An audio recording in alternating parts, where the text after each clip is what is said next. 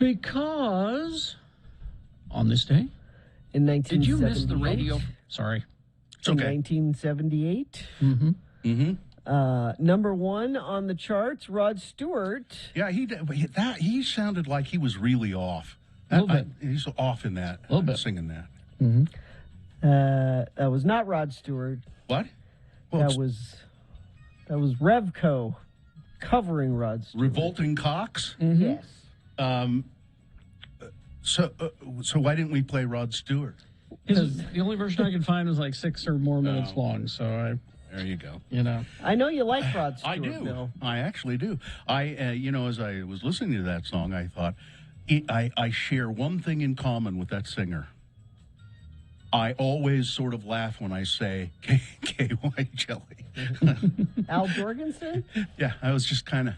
I didn't realize that was Al Jorgensen. It's Al and Front 242 guy. I don't and know it's a much su- about Revco. It's a side project. It's a gotcha. supergroup side, industrial supergroup side project. Ministry, Al Jorgensen Ministry. Yeah. All right. I didn't realize that. Yeah. I learned something. My day is complete.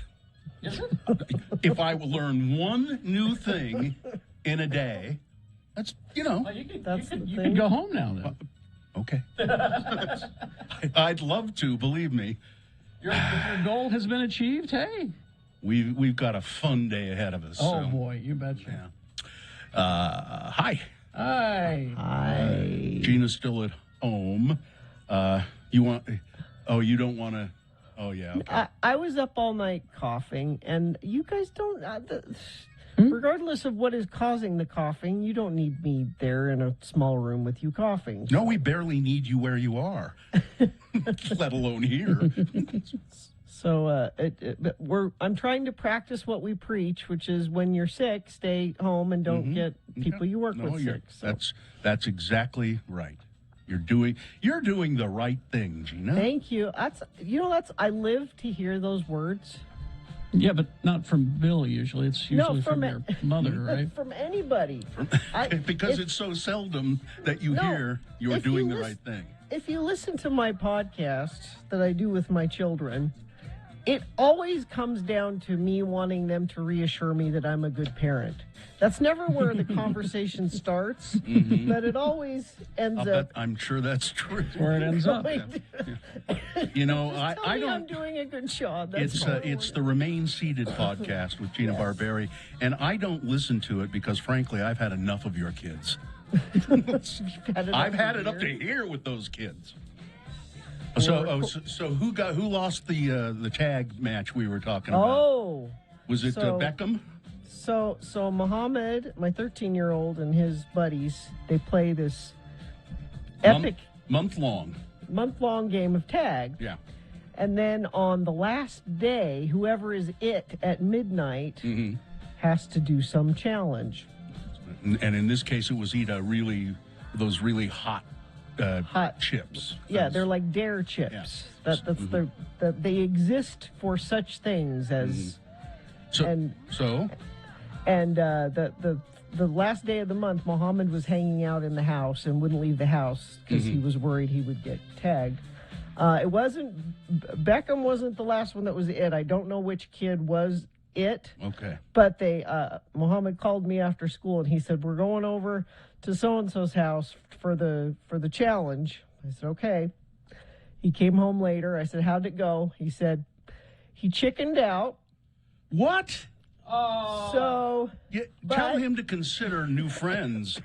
He chickened out, but so instead of eating the chip, it was agreed upon that he will be shunned at school today. There will be a shunning, an official shunning. None of his friends will talk to him at school, and he agrees. Like, okay, he's aware of that. He's aware that it's not like a mean thing that they're doing. He's like, I can't do the chip thing. It's okay. You can all shun me at school. They should have just said, well, okay, and left, and then agreed among themselves to shun him without telling him. Because that would be a punishment. What? Why won't you guys talk to me? Is it because I wouldn't eat the chip? Come on, hey, you guys. I'll eat it today.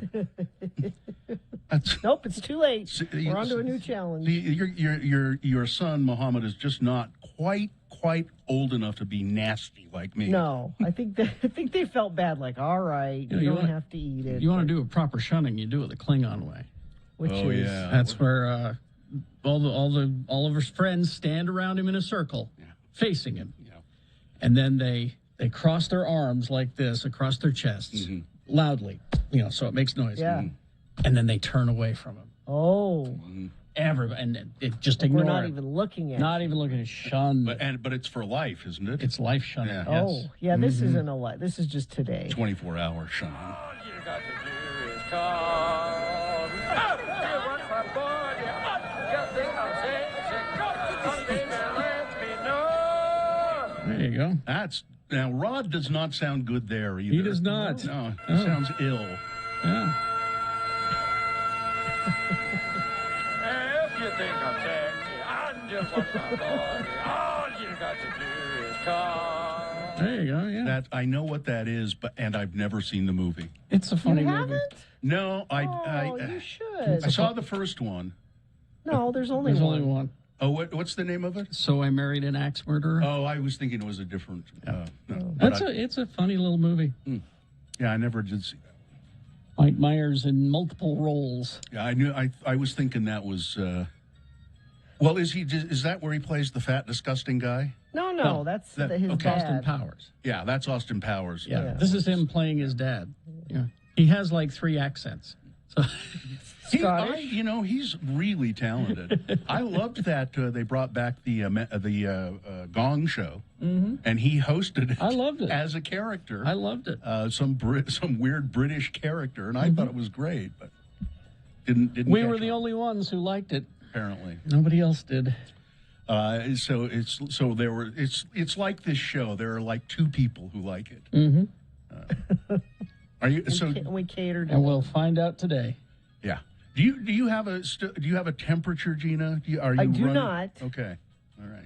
Oh, so you're back down to regular Yeah, temperature? yeah. Because you were I'm at just- 100 yesterday. I was. No, I'm no temperature today. I just don't want to be coughing in there with you guys. I'm not suggesting that you should be here. I was just asking, do you have a temperature today? No, and I feel a lot better. So I said, Awfully you have a convenient. temperature today? And then she immediately takes it like guilt. yes. Oh, well, Catholic. Yeah. I don't think you should be here. Okay. I don't think you should be there either, but that's Well, that's another true. story. Yeah, well, we won't go into it, will we? No. Well, Oh,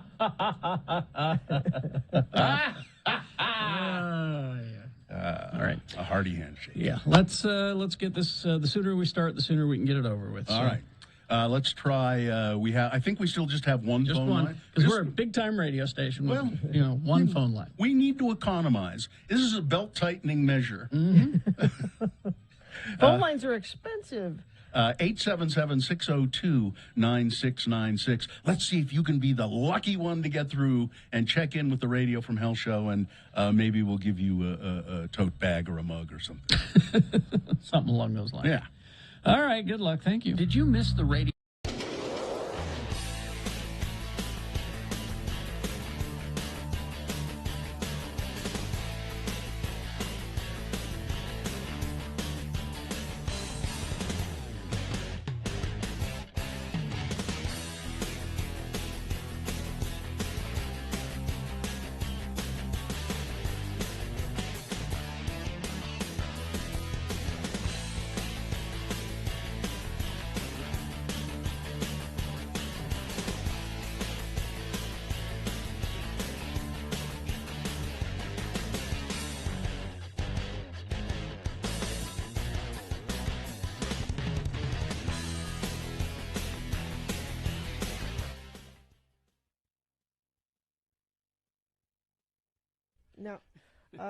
Now I got a DM'd by Chainsaw Guy because he's right out.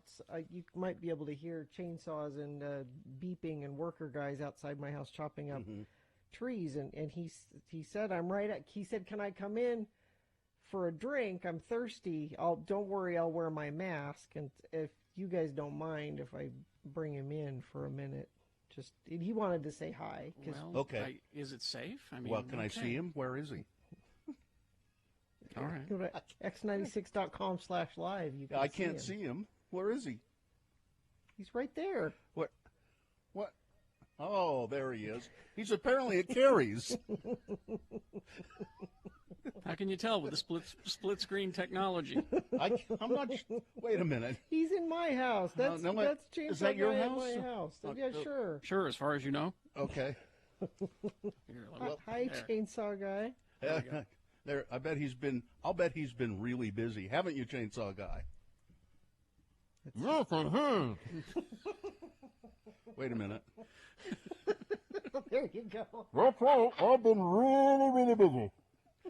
You know, Well, people have been calling me all the time about, they say, hey, Chainsaw Guy, a bunch of trees came down in the big windstorm. What should I do? And I say, well, you just get a chainsaw.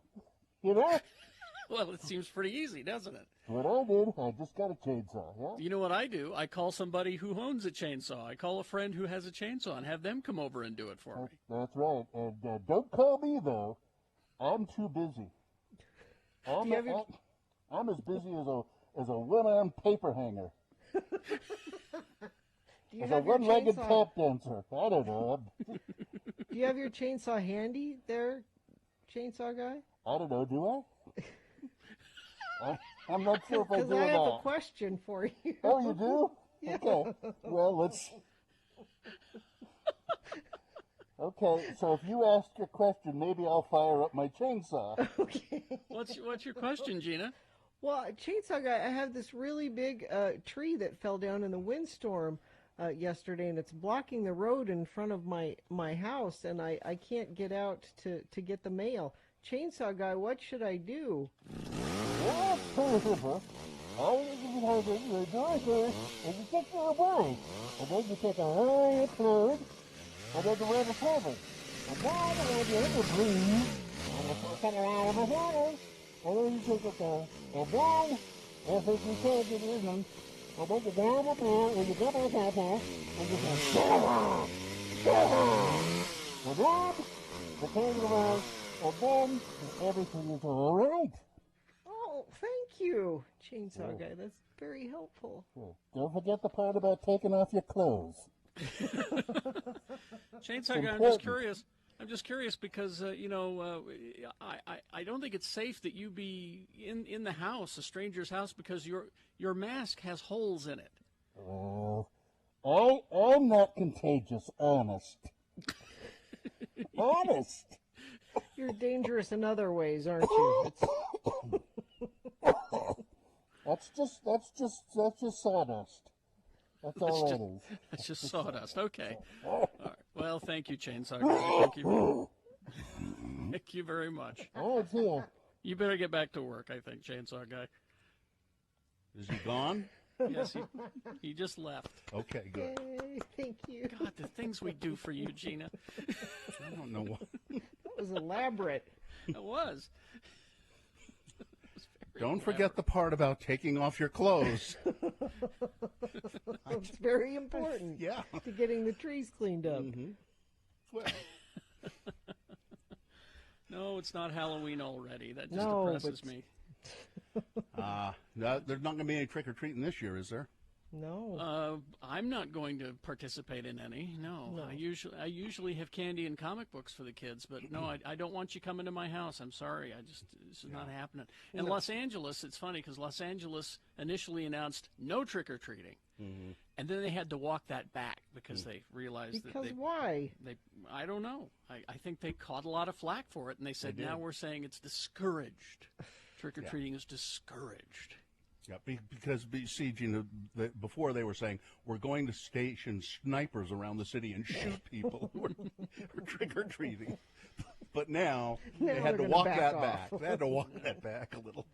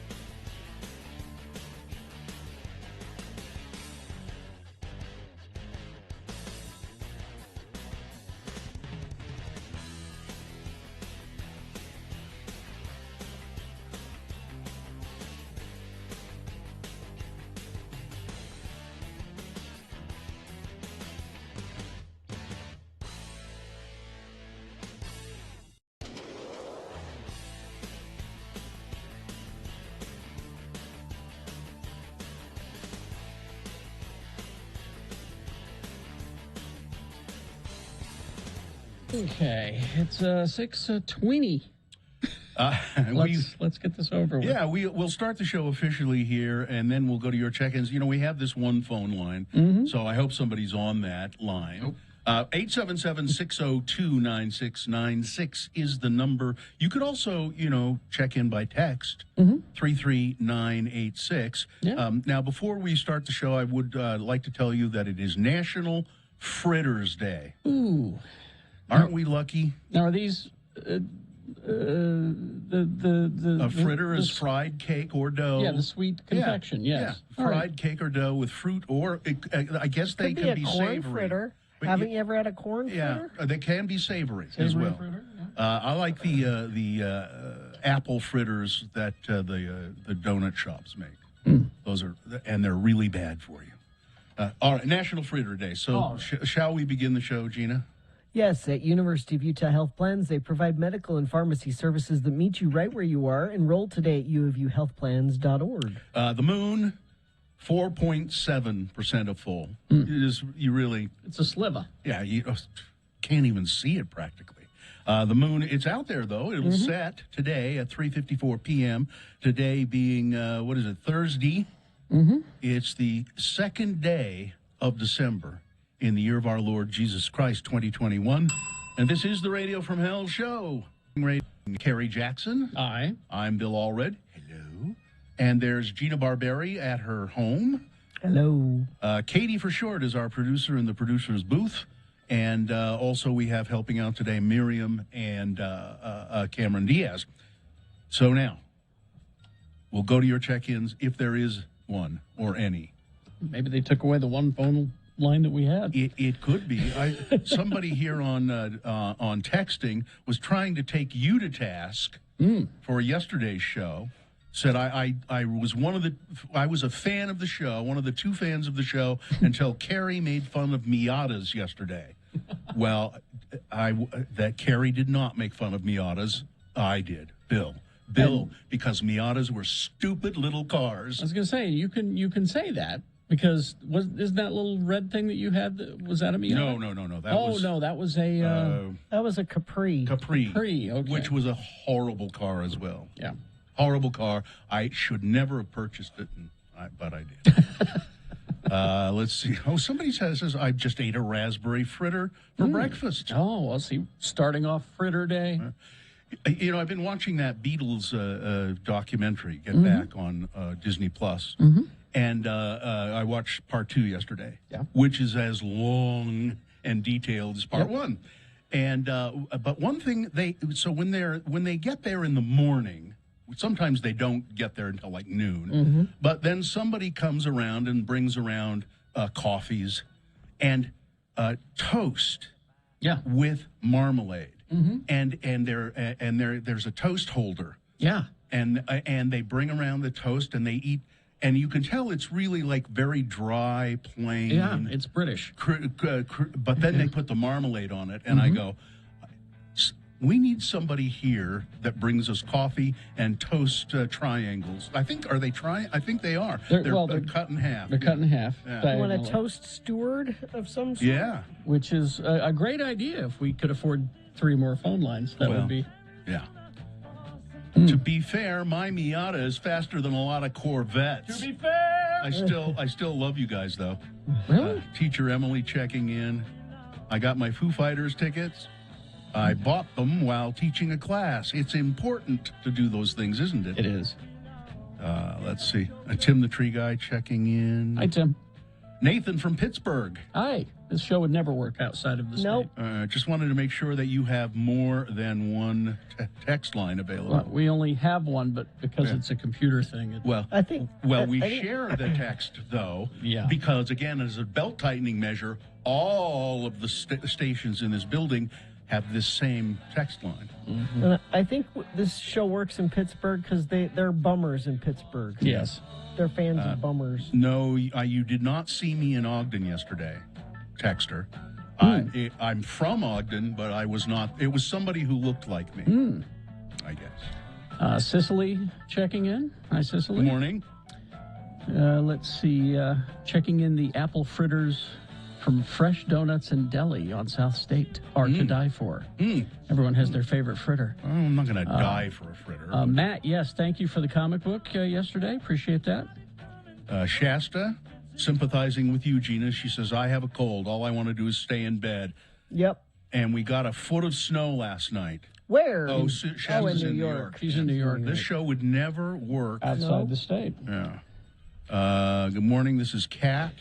The one difference I can tell from you guys being in the studio, the beloved dog howl during the opening song. Yes, because I don't have the dog howl in my sound effects library at home. Yeah. People That's pay close interesting. attention to Yeah, things. don't that's they? interesting. You know. notice stuff like that. But we'll be told today that you don't pay attention. Tanner the Plum Dumber is checking in. Hi, Tanner. He says, I can't see the moon in Springville. Can you ever? Well, I don't- yeah, Ever see? you can't see the horizon in Springville. You're just always looking down when you're in Springville. What is that song about the moon in New York City? Oh, When don't. you get caught Because you'll. between the moon. and see? New York City. I knew it. Yeah. Cement Dave is checking in. Hi, Dave. Hi, Cement Dave. Buenos dias. Buenos dias, senor. What's up with you today? Just making concrete as usual. Nothing too crazy. You must like that we've continued to have this warm weather. You can get more concrete work done, right? Yes, but it means long hours and Yeah. lots of work. Yeah. We're staying nice and busy. Well, thanks for checking in with us. We do appreciate it.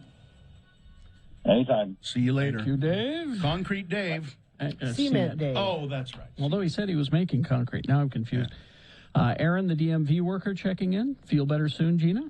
Thank you. I've got a text here from our friend Nicole, who said her husband Eric says, there's no way a Miata is faster than a Corvette. That's Well, BS. let's arrange it.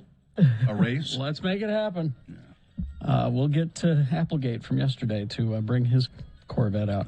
Let's see. Roy Blair checking in. Downtown Salt Lake Chef. Listen to you every day. Get to work at 5:30 every morning. Oh, yeah. Oh, thanks. Hey there, Roy. The Miata is the polar opposite of the Capri. I had a Capri, unreliable, now this and is- nobody knows how to work on it. Eventually, even Mercury. Oh yeah, it's a Mercury. Mercury. A Mercury. They didn't have parts for it, and they acted like they never built the car. I don't know what you're talking about. They sir. didn't. As a matter of fact, they did not build that car. Probably not. They put their name on it, but it was built by some outfit in Australia. Ah.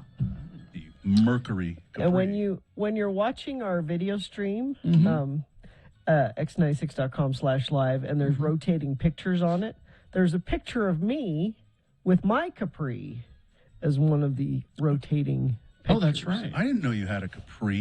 Yeah. Was yours a piece of S as well? Yes. Yeah. All right. Traffic, please, Gina. Let's see if there's any Miatas stuck in traffic. Let's see. We have a crash. Southbound I-15, this is at Riverdale Road. 2 right lanes are closed in milepost 339.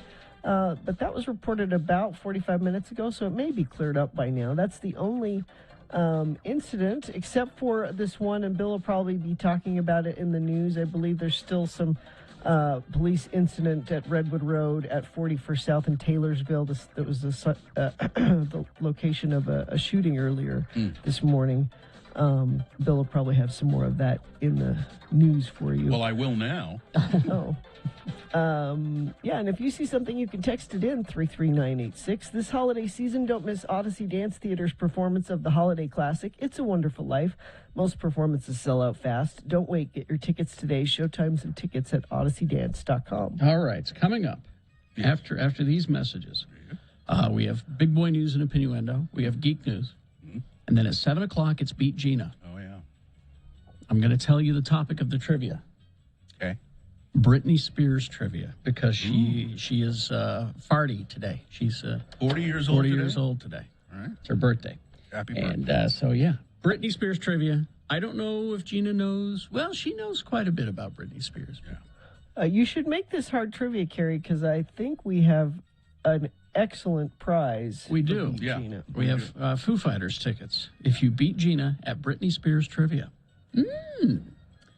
So yeah, 877-602-9696, the one phone line that we have coming into the building. It's the one that we have. All right, news after this. Brooklinen.com. I want you to go to brooklinen.com. That's BROOKLINEN.com. And then I want you to enter the promo code X96. You will get $20 off with a minimum purchase of $100. And I also want you to go to the website there and do your holiday shopping, because they've got a lot of great ideas, stuff that you may not have thought of as far as gift giving goes for the holiday season, and at all prices too. I mean, because you have some people that you want to spend a lot of money on, and then there are people you want to spend just some money on. So I mean, they have everything from candles to gift cards to the big, beautiful, and wonderful. I love them. Brooklinen sheets, bathrobes are a great idea for a gift. I love my Brooklinen bathrobe. So give the gift of comfort this holiday season and save while you do it. Go to brooklinen.com. Use the promo code X96 for $20 off with a minimum purchase of $100. That's brooklinen.com, and the promo code is X96. The music starts.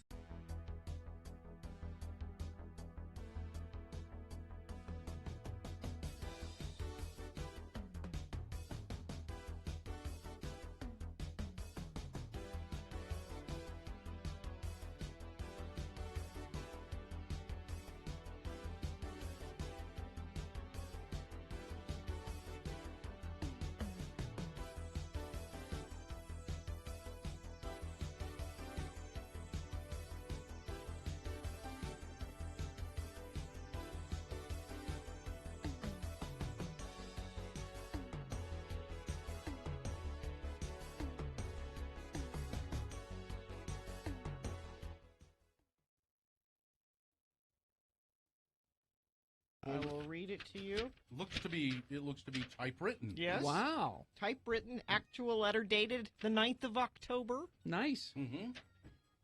Look You're at a it. lucky girl. Don't you wish you got more letters? Oh, you bet. Actual letters? I sure do. The only thing that could make that Email better. doesn't sound like this. The only thing that could make that better is if that had been handwritten. That's true. Oh, that would have been really special. Gina, I would ask you to think about a time before cell phones, blogs, Facebooks, and Twittering. Back a time when people actually wrote letters. A simpler time. Yeah. We raised our kids in the physical world. Yeah. We threw our money away on frivolously silly things. We pursued tangible hobbies, or at least had fun playing. We traveled where we wanted to, when we wanted to. The world was ours for the taking. And we had meaningful conversations with people who were important to us, either face-to-face or on the telephone. Is this from your first boyfriend? No. Those people, if they judged us at all, were polite enough to do so in a way that led to improvement. Okay. What has changed? Nothing, of course, but the perception is now that we have to record or display every aspect of our lives and activities and do it as quickly as possible. Twitter. Does it really matter if you learn that someone took our kids to the park last Tuesday? No. Are a million meaningless opinions any better than a few well-considered ones? No. Must you change your life to fit into the false standard propagated by people you don't even know? No. Of course not. The most dangerous trap to fall into is trying to be someone you're not, for whatever reason. For the love of all things irrational, Gina, just be yourself. It's what makes life worth living. Stop twittering. Sincerely, Martin Noonzert. P.S. Your bio on the X96 website is not up to date. As I like to say, any clod can have the facts, but having an opinion is an art. I guess I need to update my bio. You know, you should scan that letter and put it on our website. Yeah. I should blog and Twitter about this letter. Tweet. A blog and Twitter. Tweet. I'm sorry. Mm-hmm. If you use Twitter, you tweet. You tweet. Why can't I Twitter it? That's something that you should do in the privacy of your own bedroom. okay. It's true. When your husband's out of town. Some more letters. I want more actual letters sent through the mail. Well, give your address. 515 South, 7th East, Suite 1C, Salt Lake City, Utah, 84102. If they're handwritten, it's even better. Or even better, if they're words cut out of magazines and Yeah. pasted onto Perfect. it. That's great. Let me just say this to people writing letters to Gina. You may write them. You won't get them. She will. No. You're not going to take the time to return them. No. Yeah, email's a lot easier to Yeah, it is. answer. And Yeah. But go ahead, send her letters. Try not to use words like nonplussed. Okay. I know nonplussed. Now you.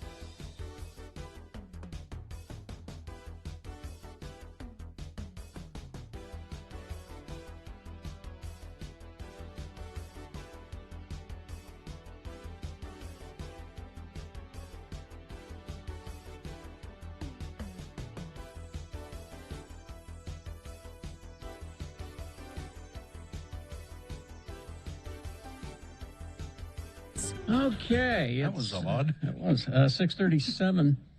Now we got to do news and geek news here, but Katie, what's going on with Amanda on the phone here? What? Oh, she wants to play Beat Gina. Is that it? Wow, she's lined up already. Well, if she's willing to hang on, It'll be a while. okay, that's fine. All right. I guess people want Foo Fighters tickets. Yes, I know. Check my DMs and my emails. I know everyone wants Foo Fighters tickets. Well, let's get to big boy news and Opinioendo now, brought to you by. Moochie's would like to thank their loyal customers for supporting their locally owned and operated business. Moochie's has been voted Best of Utah for over 17 years. Dine-in, delivery, and pickup available. Well, I know where I'm going to be. April 22nd through April 24th of next year. I'll be in Chicago. Will you? You will. Yes. For? The Golden Girls Convention. The first ever Golden Girls Convention. The Golden Girls ended its legendary run from 1985 to 1992. Yet the timeless show endures. And you find a lot of people who didn't watch it when it was, on, discovering it in reruns and going, hey, wait a minute. This is pretty good. And if you go back and look at them, they're well written and pretty funny. Well, it was one of your kids. Yes, my oldest yes, daughter. your oldest daughter loves the Golden loves Girls. the Golden Girls. You should send her to this convention. Yeah. That would be Yeah. like a great birthday or Happy Christmas birthday. gift or something. Yeah. Somebody who went on to have a really good career as a writer and producer in TV wrote a lot of the Golden Girls. I want to say it's the guy who did Desperate Housewives and Cherry is his name. Matthew Cherry? I want to say that it's him. Did he write But a lot I of Golden think Girls? anyway. All right, Carrie, join with me in wishing these celebrities a happy birthday Well, today. all right, let's save the morning show here. All right, Let's be a morning show. it's Charlie Puth's birthday. Who? He's a singer. He's the kids like the Charlie Puth. Oh, okay. Aaron Rodgers turns 38 today. Old COVID toe Aaron Rodgers. Nobody likes Aaron Rodgers. Jana Kramer, another singer, turns 38 as well. As you mentioned earlier, it's Britney Spears' birthday. A happy birthday to Brit. She turns 40. Nelly Furtado turns 43. Monica Seles, a tennis player, 48. Lucy Liu is 53 today. Love her. Rick Savage, Def Leppard's bass player, is 61. And yes, Kathy Lee Crosby. God, can you believe she's 77 years old today? Yeah, I believe that. That's Thanks for saving the tracks. morning show, Bill. There you go. So, on to serious matters. Bummer. Now, here, I'm going to bum you out now. There was a shooting, as Gina mentioned, and was tying up traffic early this morning. 2 police officers and a suspect were injured, although the suspect, they say, has now died from his injuries in the shootout. He's identified as 20-year-old Anai Gabriel Joker of West Valley. The incident happened late last night or early this morning, 4100 South Redwood Road. Roxanne Vanuku, public information officer for the West Valley Police Department, said authorities were searching for the suspect they were searching for a suspect wanted in a robbery and rape case. And the suspect was a man with criminal history known to the police, she said. He was considered armed and dangerous. Officers from several agencies located the man at the 7-Eleven 4100 South. He was in an SUV with an infant in the car with him. He would not come out of the car, said he would not release the infant. After some negotiation, officers finally convinced him to let the infant out of the vehicle. It took hours for them to get him to do that. Yeah, it says here, after some negotiation. Hours of negotiation. He stayed in the car, would not get out, refused to get out of the car. Multiple law enforcement agencies responded. Shortly after the man then exited the vehicle, he opened fire on the cops. And they, of course, returned fire. He hit 2 officers. I don't know what their condition is. An officer with the Unified Police Department was transported in serious condition. An officer from West Valley transported in critical condition. The suspect's condition, deceased at this time. So yesterday, I was listening to another radio station, News Authority, and I get so mad because I heard a person on that station say, when talking about the Biden Build Back Better, and it says, we really can't afford to do these things right now. Maybe in the future, but right now we're just coming out of a pandemic. How do you figure that? Yeah. How do you figure we're just coming out of a pandemic? That's good news. I didn't know we were coming out of it. Listen. Well, and the statement is wrong because they figured out how to pay for it. It's all in there. Yeah, I don't even care about that. I care about him saying, we're coming out of a pandemic. We're coming out of a... Listen, Utah Department of Health reported yesterday 17 more dead people from coronavirus in Utah. And we haven't seen the Thanksgiving bump yet, because there will be one. Yeah. School-age children account for 444 of today's newly announced cases. Oh, those newly announced cases! I didn't give you that figure, did I? Let's see. It was no, I can't find it. Oh, 2,297 tested positive. So that means there's a lot more. Yeah. But so we're just coming out of this pandemic. So. Hey, but let's go away like a miracle. Let's rush to the company Christmas party. Let's go. Julin Shepard. Yeah. Oh, no, that's a caption. I'm not going to read that. Here's another statistic about this. It's a bummer. 1 in 6 of all COVID-19 deaths recorded in Utah since the pandemic began occurred in the past 2 months. We're just coming right out of that pandemic. Yeah. When is that company Christmas party? The Utah Department of Health reported on Wednesday, I got that, 17 more died. In the past 2 months alone, there have been 602 COVID-19 deaths recorded in Utah. 17% of the total, 3,545 deaths recorded since the first Utahn died March 22nd, 2020. Yep, we're coming right out of that pandemic. You betcha. Doesn't it? All those statistics point to the fact that we are coming right out of that pandemic. Moron. Well, here's the thing about that station is that they've always leaned right, but they have learned now that the right-wing hate machine is the way to make your money. You get more clicks that way. Several Utah healthcare providers on Wednesday announced that they're putting a hold on requiring vaccines for their employees. The decision came after the courts halted the federal mandate that required all caregivers to be vaccinated. So Intermountain Healthcare said, well, if the court says it's not mandated, we're not going to do it. at least at this point. They said they are temporarily pausing enforcement of the vaccine requirement for caregivers until there is clearer direction from the courts. From the courts? You're the boss, IHC. Because that's who I go to. You're the boss. You can keep it in place. Your Honor, does this look infected? The statement noted that 95% of the caregivers are already vaccinated, which is good. Yes. But And I want my caregivers vaccinated. I think we all do. So there was a guy. I'm not going to go into this too much, but a guy was a climber was injured yesterday. Oh. Now, and he was climbing in a place that he shouldn't have been. If you're going to go climbing in a place called the Devil's, what is it called? The Devil's, oh no, it's Satan's Corner. Satan's Corner. Up in Little Cottonwood Canyon, I think it is. What do you expect? Satan's Corner, you know. Well, now see, I was going to open a children's bookshop with that name, and I changed my ideas now. Satan's Corner, he was climbing there, he fell and was injured, had to be rescued off there. Here's somebody who's being really helpful. Senator Mike Lee. Senator Mike Lee is saying he's planning to force a government shutdown to block Biden's vaccine mandate. That's helpful. You know, that's just he's trying to help. You can tell. He's doing the people's work, the people's business. And what mandate is he talking about?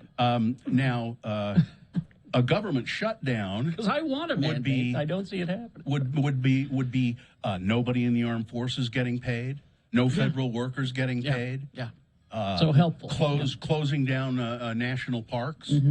So, Mike, thanks for helping. That's your guy. Thanks for helping out. Yep. Keep voting for him, boy. Bummer.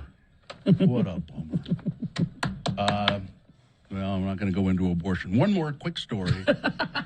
Yeah, you gotta spread out the bummer stories. Spread out the bummer. So one more quick We have story. more birthdays, maybe? No. Here we go. You'll like this. Okay. Yeah. Astronauts on the International Space Station are celebrating a record-breaking chili harvest, and they made tacos in space. Tacos in space? Yes.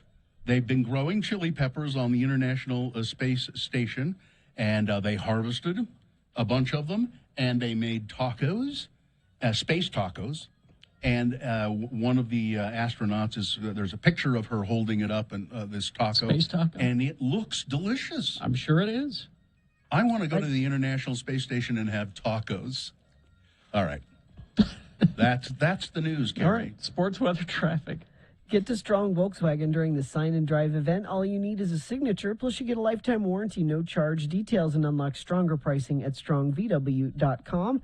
There was college basketball last night, and the Trojans beat the Utes 93-73. Well, that's a bummer, Gina. You know, it's a bigger bummer. BYU, they're ranked 12th in the country, and they lost basketball. This is basketball? Yeah, this is basketball. They lost to the UVU Wolverines.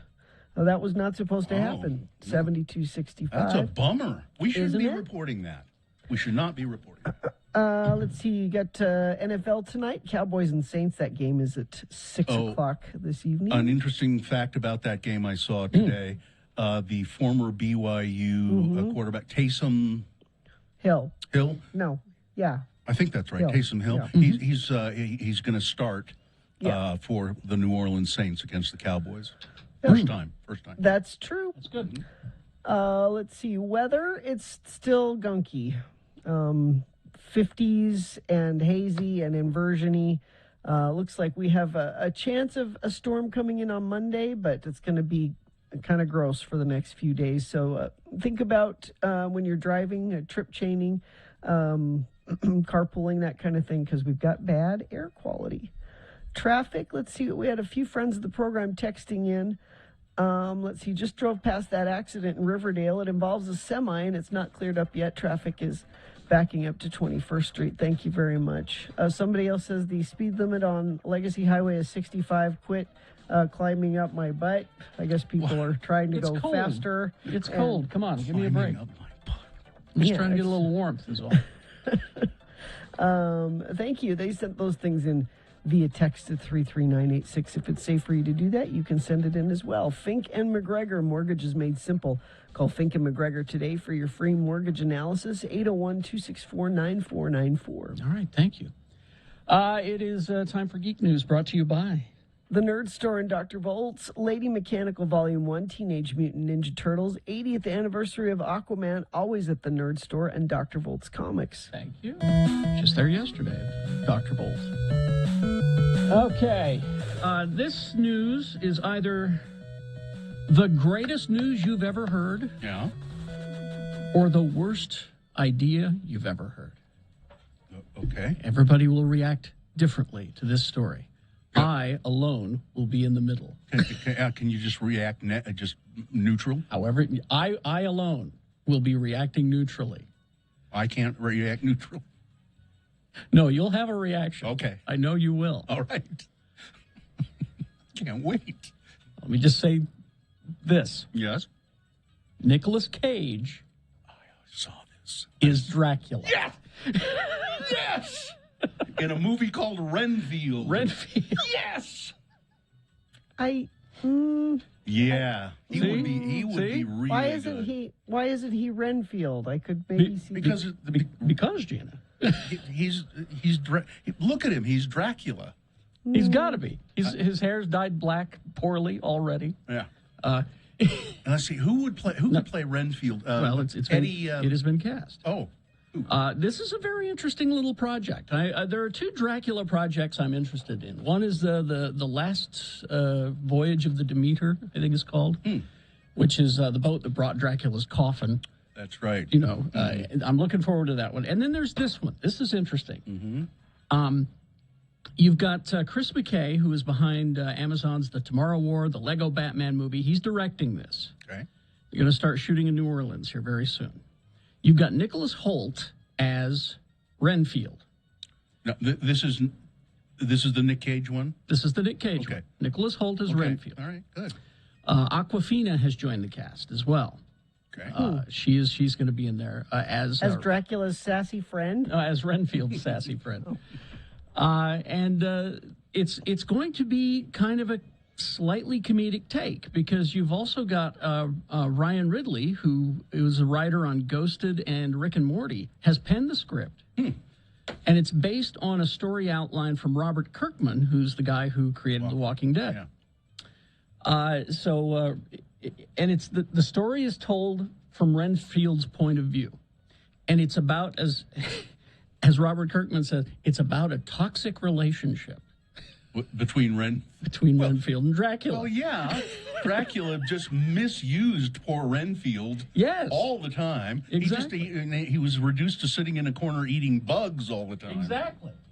So, like I said, that's either the greatest news you've ever heard, or I can't wait. I love the idea. I will remain neutral on this. Right. I alone. This Fury Road prequel is having some problems getting put together. I was looking forward to this, but they're having some trouble with the cast. So far, they've had some big names drop out. Yaha Abdul Mateen II says he can't be in it anymore. He says he's got some scheduling problems. So he's dropped out. Actor Tim Burke has been hired to play whatever his role was going to be. And he'll be playing it opposite of Anna Taylor-Joy, is going to be playing Furiosa. Okay. But they're having some troubles getting it started. Oh, also, Chris Hemsworth is in there for some reason. I guess For some reason. you need to throw a Hemsworth, a bone every now and then. I had no idea that people were A, watching, and B, loving this Chucky TV series on Sci-Fi. I watched one of them, and it's jokey and silly and a waste of time. I saw the promos. I went, I'm not interested. I thought our attorney Ed Brass alone was keeping it alive, but they've signed on for season 2. So you're getting a second season. It says here that Chucky is one of the top new cable series for viewers ages 18 to 49. The other was one of my favorite shows, Resident Alien. Oh, yeah, that's coming back. With Alan Tudyk, which is coming back. So, yeah, people are watching the Child's Play Chucky TV series. All right. Let's see. Here we go. This will be our final story. We'll end with this. I'm just going to read the headline and my commentary on it. NASA wants to put a nuclear reactor on the moon. What could go wrong? Nothing. How? Nothing. It'll be smooth and. Look up the story. My friend Egg said that there's sound science behind it, but it's frightening to me. It's just frightening. No. Traffic, please. Let's see. Friends of the program are saying there's an accident on 47th South northbound Bangor Highway. Much slowage there. Traffic is backed up. I got several friends of the program texting in about that. Also, traffic southbound I-15 at Riverdale Road backed up to 31st Street. That's due to that earlier accident involving a semi. And all of those tips came in to us via text. And if you see something, you can also send it in to us. We appreciate it when you do. 33986 is where you do that. Be prepared for your day. Watch 2 News this morning on KUTV2 from 4:30 to 7 a.m. All right, we will take a break. We will be back. It's Beat Gina next. Would someone check on Amanda to make sure she's still there and still alive? She still wants to play. We have one line coming in, so I want to make sure that she's there and ready to play. I hope she's still alive. Yeah, I hope she's still alive. Make sure she's fine. But we got Britney Spears trivia coming up. And if Amanda beats Gina at Britney Spears trivia, she will win tickets to see Foo Fighters. Mm-hmm. Isn't that a good thing? Yes, it is. KXRK Provo.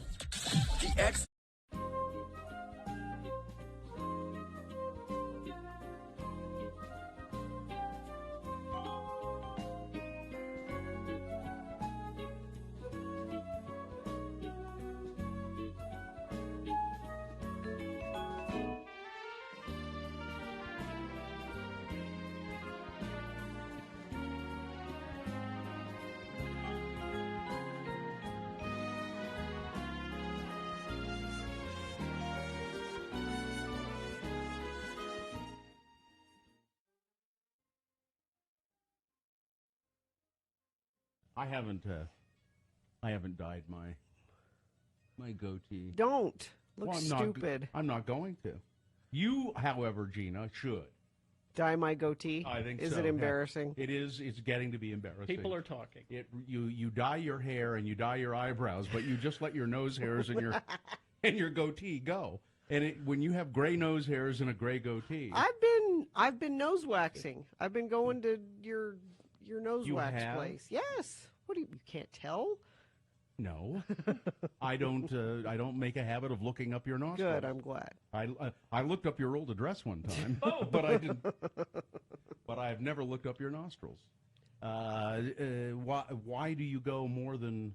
I mean, I go once every 3 months or They something. call me. Don't they call you? It's been about a month since you've been in. No. Got to get on that frequent waxer program. There's a punch card. Have you had Jules do it? No, because the first time I went to somebody else, and so now I'm on. Well, see, her. I think Jules is kind of she's kind of a hippie or something. She's a free spirit. She doesn't. She does. She said. I think she said one time she'd call me, and then she never does. No, this girl's like, Valentine's Day's coming up. You might want to get your nose waxed before Valentine's, because that's what you do before. See, you haven't noticed any hairs hanging out my nose. Well, it's hard because you've got a mustache, so it's hard to tell where the nose hairs begin and the. So until it becomes really obvious, I don't have anything. I don't have any need to do it. What's gross is when it is really obvious, even when you have a mustache. The nose hairs. Because I think some people think, well, I don't need to take care of that. And it's usually just one rogue hair I'll notice. I'll go, wait a minute. Oh, my God. That's why I keep tweezers in the car. Best light. Best place to do that. In the car? In the car with your visor down in the mirror. The light's great. You can get right up in there. You might try concentrating on the driving Well, part I'm of it. not doing it while I'm driving. What do you? If you see me in a parking lot, I'm probably plucking a hair out of somewhere. I'd better pull over and pluck a hair out of something. You've never looked in that mirror in the bright sunlight and gone, "Oh, I didn't know I had hair there." Yeah, well, I have, but I can't. Tweezers in your car. But it's only when I'm standing on the seat. That's the only time I've ever noticed. It's when I'm standing on the seat and bending over to reach something. I didn't know I had hair there. Wait a minute. Somebody get me some tweezers and a long arm. So, anyway, I guess we ought to start the show. Thank you. Ow. I don't tweeze the hairs in my nose because it brings a tear to my eye. Oh, Every time I do it, it's like you pull it, and doesn't it do that to you? sure. Doesn't it make your eye go bloop? And That's how I can get away with seeing Chappie in the theaters, because you know the robot's going to die at some point.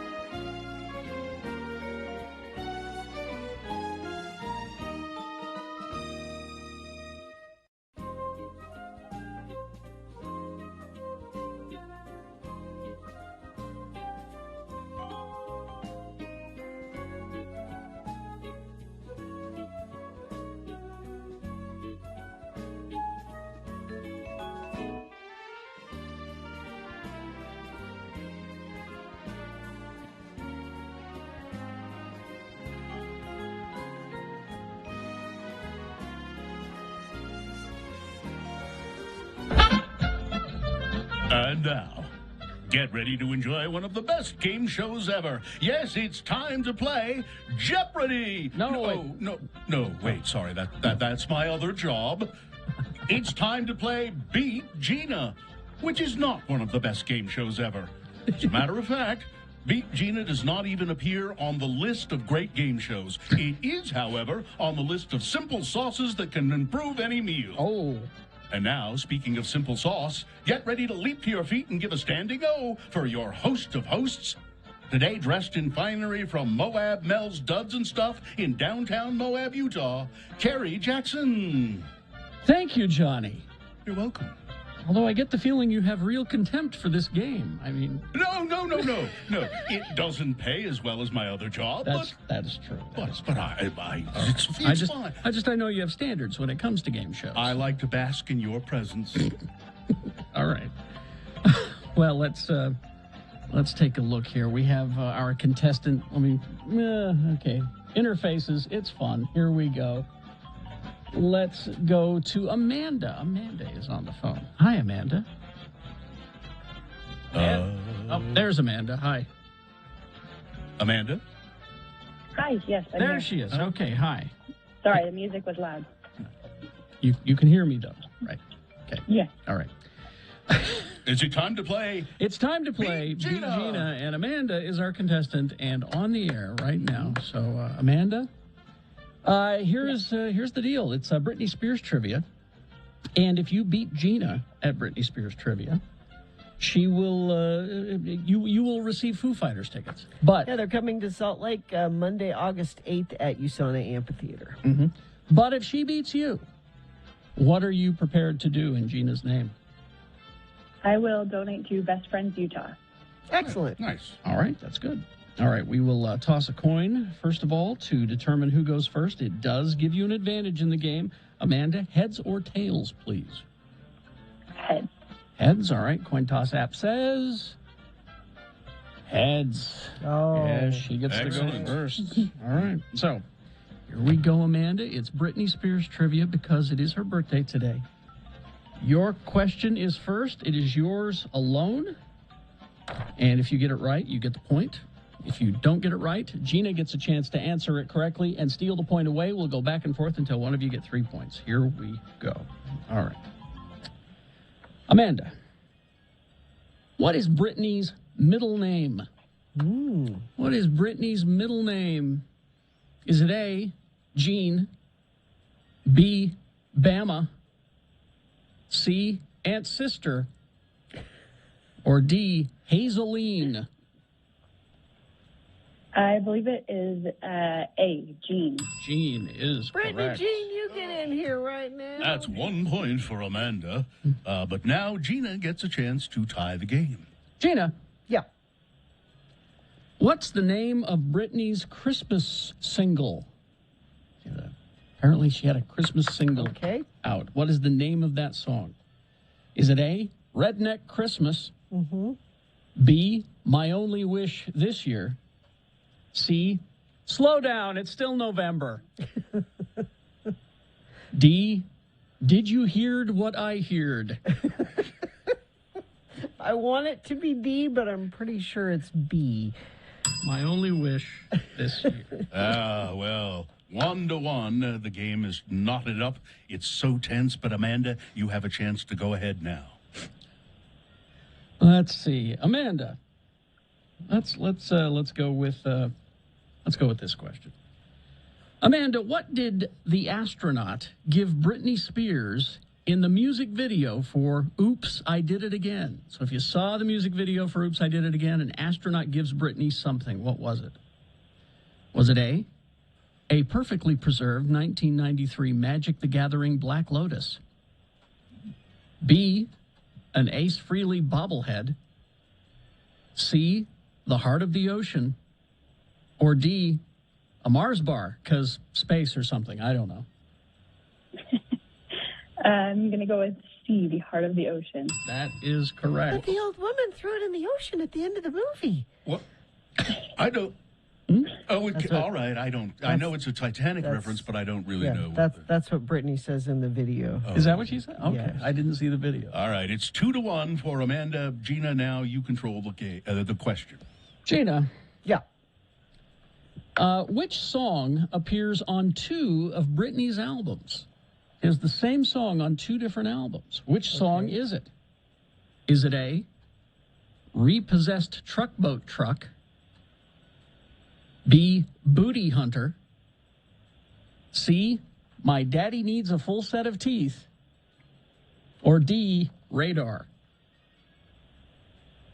Her daddy needs a boat, not a full set of teeth, so it's not that one. I'm going with D. Radar is correct. It's now tied, but Amanda. Oh, Amanda, if you get this question correct, you win the game and Foo Fighters tickets. Amanda, Britney Spears has made guest appearances on several sitcoms.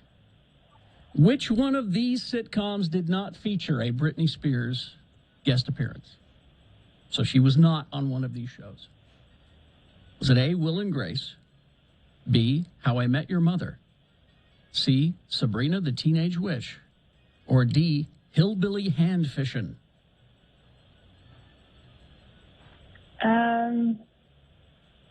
Sabrina the Teenage Witch? I'm terribly sorry. Incorrect. Gina, you have a chance to steal. You have a chance to win the game. Amanda Carey was giving you that one. I gave you all of Served it up on a platter All of for it you. on a Just platter. like a Oh, that's right. Make Amanda feel stupid, Gina. just like The a guilt helped. it's hillbilly hand fishing. That is correct. Gina wins the game. Gina wins, and no Foo Fighters tickets for Well, Amanda. I'm What? sorry, Amanda. What? What? Do you know what? Amanda called in like 45 minutes ago She to did. play She did. Gina. You know, she deserves the tickets because you made her feel dumb. Both of those reasons, I think. Even though I beat you, Amanda, we're going to go ahead and give you the Foo Fighters tickets. Oh, Oh, thank you. I love the Foo Fighters. I'm so excited. wow. All right, Amanda, thanks for playing our game. Amanda, this never happens. You should feel lucky. Yes. I do. All right, we're going to put you on hold. Very guilty and grateful. We're gonna put you on hold, and we'll get your information. And thank you for playing. I'm out of here. I don't blame you, Johnny. So long. Traffic, please, Gina. Friends of the program saying there's an accident at the intersection of 5600 South 13th East in Murray. Emergency crews are on the scene. Northbound Bangor, lots of you actually are texting in about an accident prior to 47th South. Lots of issues for you there. Also, that earlier accident on Riverdale Road involving the semi. Looks like that is still causing some issues, too. If you see something causing issues, you can text in just like those friends of the program did. 33986 is where you do that. This holiday season, don't miss Odyssey Dance Theater's performance of the holiday classic, It's a Wonderful Life. Most performances sell out fast. Don't wait. Get your tickets today. Showtimes and tickets at odysseydance.com. All right. Let's see. We've got Boners Round 1 coming up. Here are the candidates you will be considering. Number 1, Nutcracker, huh? The jokes just write themselves. Boner candidate number 2, more racist fun from Cache County. And boner candidate number 3, a criminal mastermind. We've got round 1 of your boners, big boy news, all coming up after these. Stand by for all of that. UtahAdvocates.com is the website. You know, if you, we hope you don't get in an accident. Yeah. But if you do, you need an advocate. If you do have an accident, and the advocates want you to know they'll be there to help you get back on your feet. Now, the attorneys at the advocates can handle everything. The paperwork, communication with the insurance companies. They can even help with referrals to doctor's appointments or help you figure out where to get your car fixed, all of that stuff. And there's no cost up front at all. They only take a portion of the settlement that they get you. So if you call them, the advocates, that is, 801-355-5550, it doesn't cost you anything. And you can call them 24 hours a day, 7 days a week. Yeah, you can chat feature on the website for free and get an opinion from an actual attorney, not a secretary or a gatekeeper. So if you're in an accident, and we hope you're not, but if you are, call the advocates. You deserve an advocate. The holidays are for family.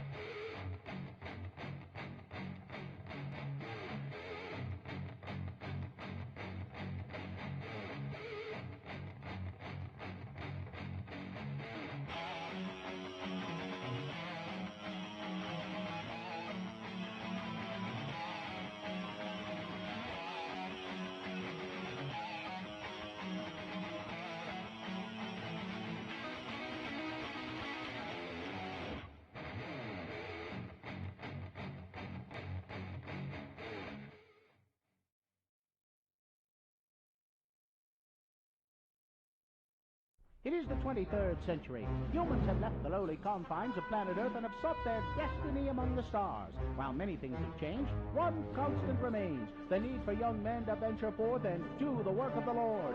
This is the tale of 2 such men who at the age of 19 have answered the call of their general authorities and are embarking on a 2-year mission to spread the gospel throughout the galaxy. This is the story of Space Elders! Today, we join our elders as they are about to encounter the Borg for the 2nd time. Man, these Borg ships sure are sparsely decorated and poorly lit. Well, I sure hope we get to spend more time with the Borg this time. I mean, last time we didn't even get to the first discussion. I am 5 of 7. I am here to show you the way. Hey, that's why we're here too. Hello, Mr. 5 of 7. We met your cousin 3 of 7 last time. I'm Elder Christiansen, and this is Elder Jensen. Hi. We represent the Church of Jesus Christ of Latter-day Saints. You know. The Mormons. Oh. Yes, your exploits are known throughout the collective. Hey, Lehigh, we're famous, huh? All Borg are one. Whatever one experiences becomes available to all. Well, that would speed up fast and testimony meetings. Say, where are you taking us? To her chambers. She is expecting you. I don't like the sound of that. Welcome, elders. I have been anticipating your arrival. Hi, ma'am. I'm Lehigh, and he's Butch. Hi. I have wonderful plans for you boys. Together we will rule over the perfect Borg galaxy. Well, I hope this can wait until after our mission is over. Ma'am, who exactly are you, and why do you have plans for us? I am the Borg. Well, I thought they were the Borg. They are, and I am. And once we assimilate you two, you will be Borg as well. Oh, I get it. He's a Borg, she's a Borg. Everywhere a Borg. Old MacDonald had a Borg. Knock it off, Butch. Oh. We better come up with a plan quick, or we're going to be assimilated. Okay, Ms. Borg, tell you what. I'll give you my new fender flares and the luggage rack off of Lehi's bike, and we'll just be on our way. You will look cute in black rubber suits, and I have picked out some special prosthetic parts for each of you.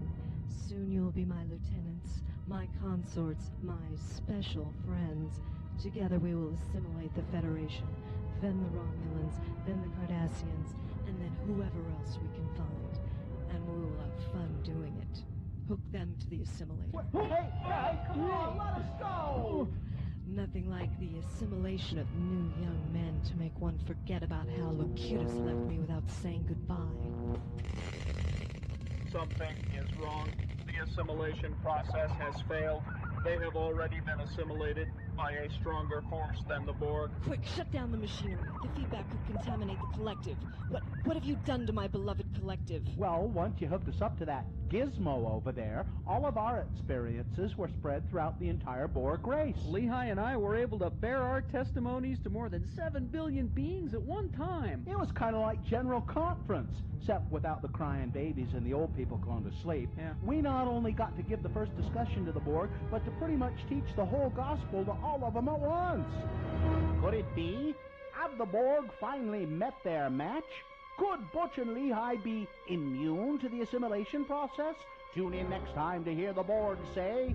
I am Elder 5 of 7, and this is my companion 4 of 9. We represent the Church of Jesus Christ of Latter-day Saints. You know, the Mormons. No, you've turned the most feared race in the galaxy into a bunch of jello-loving, suburban-driving moral goody-goodies. Well, you think that people were afraid of you before. Wait until you start approaching planets now.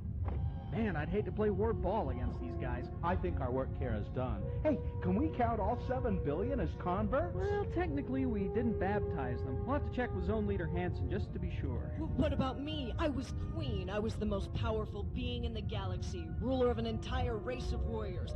What am I supposed to do now? Well, I guess you are now the most powerful Relief Society president in the galaxy. Congratulations. Gotta go. Bye-bye, sister.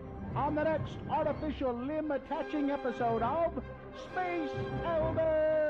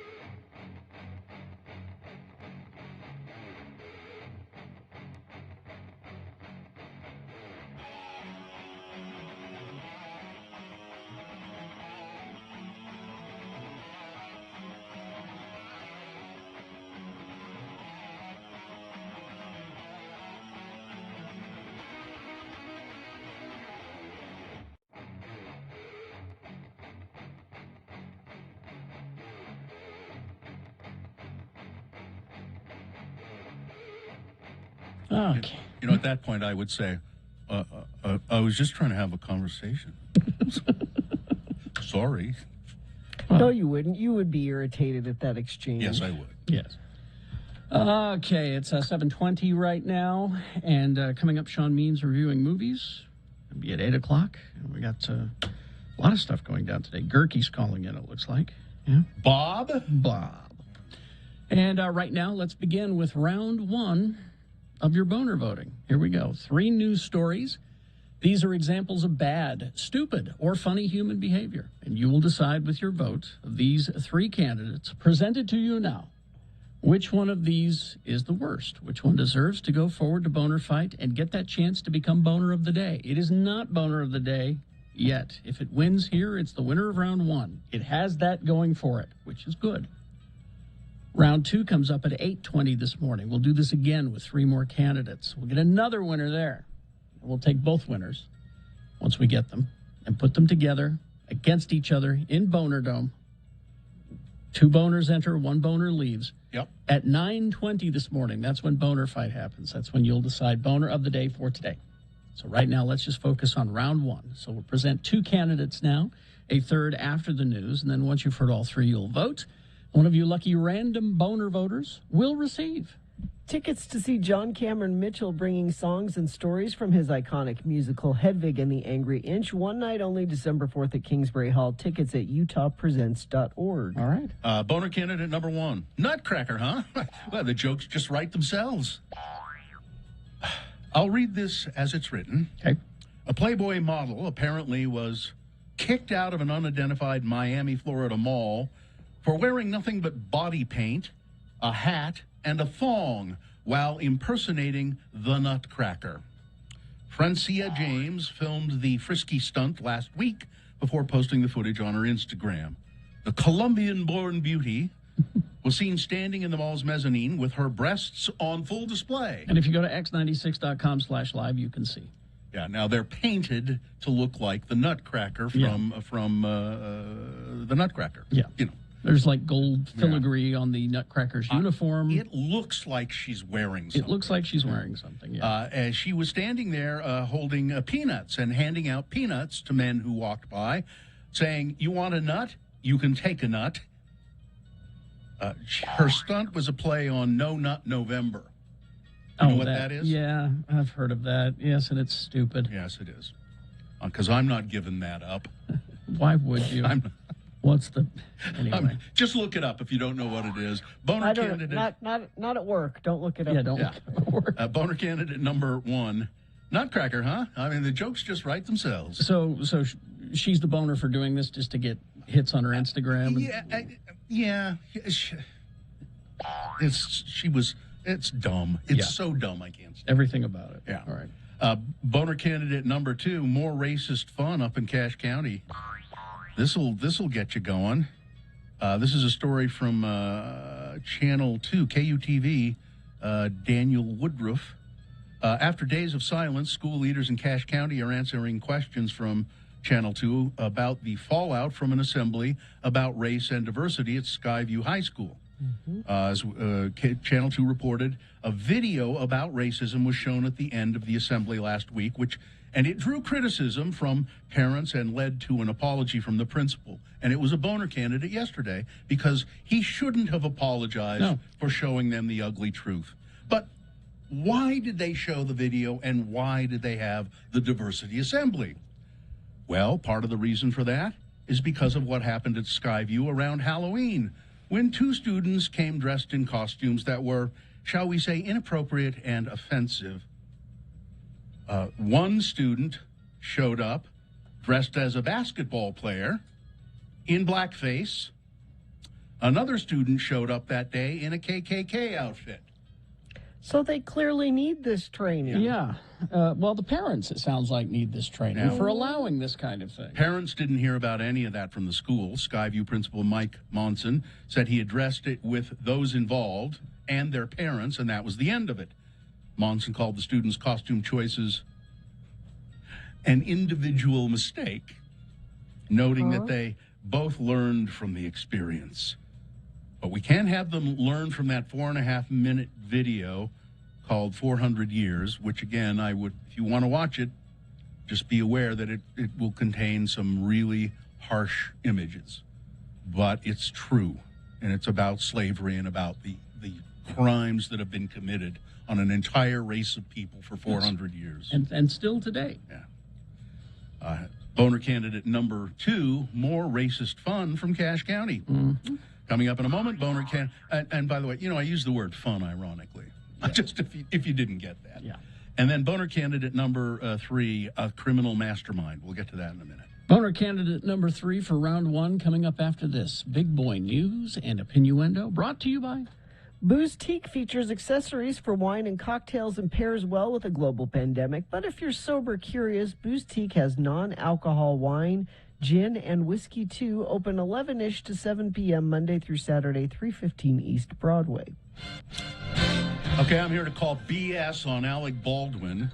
What? He gave an interview to George Stephanopoulos talking about the incident where he shot and killed a woman on the set of the movie they were... It's going to air tonight. Yeah, the interview with George Stephanopoulos. But he says in the interview he had no idea how a live bullet got onto the set of his film, Rust, and that, now here's where I call BS, he didn't pull the trigger on the firearm that killed her and wounded another. Well, I it was would never, in your hand. I would and the never bullet point. Came out of it. I would never point a gun at anyone and pull the trigger at them. Never, Baldwin said. Well, then how did the bullet leave the gun? He's mincing words here. I don't know what what he's saying is that if he had an actual gun with actual bullets in it, that he would never do that. But that's what you did. You didn't know it was an actual bullet in there. Someone put a live bullet in a gun, a bullet that wasn't supposed to be on the property, he said. Mm-hmm. Okay, well. And this story, itty-bitty country star Keith Urban made a surprise visit to a Nashville high school, and people didn't notice. I mean, they said... Nobody really... I mean, how would you... Well, who's that short guy over there? I was going to say, it depends on where the high school was located. No, he was... he went to a class and answered questions about songwriting, and performing, and all of that stuff. Career day. Yeah. Well, we've got the first case of the Omicron variant of coronavirus in the United States. San Francisco. A person in California. Dr. Anthony Fauci confirmed the variant case during the White House briefing on Tuesday. In a press release, the CDC said the person, who is fully vaccinated, tested positive after returning to the United States from South Africa on November 22nd. Now, this person did exactly the right thing. Mm-hmm. He said, I think it's a man. They've not identified the person, but he didn't feel well. That worried him, and so he immediately got COVID tested, and they discovered it. The news comes as scientists continue to study the risks posed by the new strain of the virus. The Biden administration has moved to restrict travel from South Africa, where the variant was first identified and had been widespread. Clusters of cases have been identified in about 24 other countries.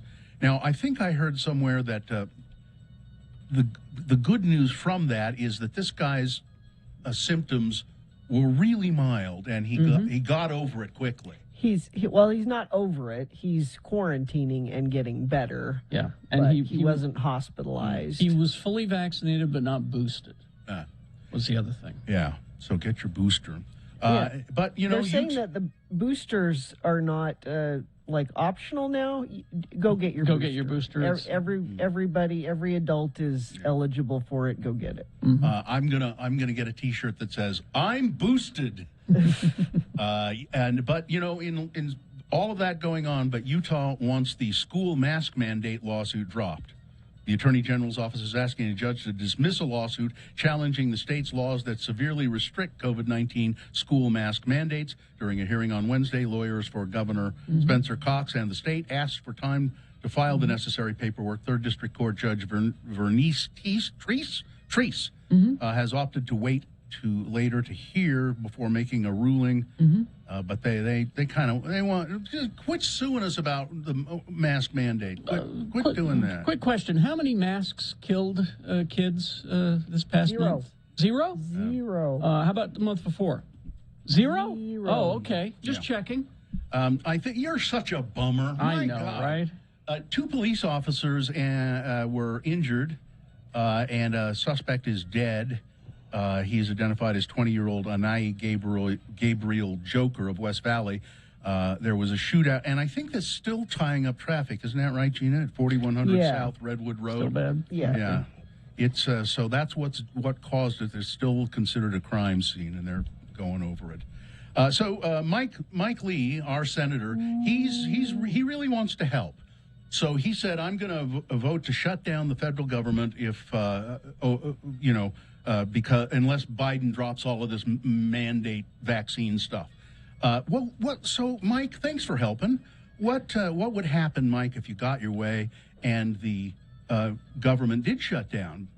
Well, some departments, such as the Department of Defense, the State Department, and Department of Labor, would need at least half a day to prepare for a shutdown. The military is considered essential. It would still report for duty. However, the troops, including those in combat, could potentially not be paid during a shutdown. Also, if the shutdown continues through the weekend, civilian Department of Defense employees might not be working, including instructors at military academies and maintenance contractors. If the shutdown goes on for weeks, 2.14 million active duty military will be expected to work without pay.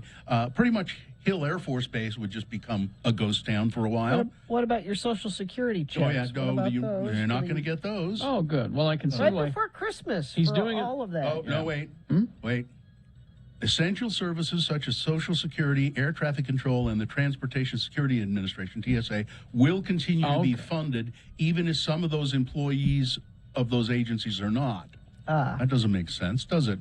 Let's see. Federal prisons, that's another thing that will be affected. Yeah, it is chaotic. It's awful. And he's doing He's a it. patriot. Yeah. He's a patriot. He's helping. He's doing it because he's a dick. He's helpful. He's missed. When he was a kid in school, they called him Mike the Helper. Yeah, I'll bet they did. The DABC the commissioners have been asked to work part-time in state-run liquor stores. Good. Department of Beverage Control Executive Director Tiffany Clausen is asking them to volunteer to do some shifts in state-run liquor stores. She said it'd help out the agency because there's a labor shortage, but it'd also give you some kind of clue as to what goes on in the liquor stores. You know, the stores that you're regulating. And finally, this story, I'm so excited. Peaky Blinders is, in fact, coming back for season 6, and fan favorite and one of my favorites, Tom Hardy, will be back as Alfie Solomons. I can't understand him. I can't understand any of them, Gina. That's why you have subtitles on your...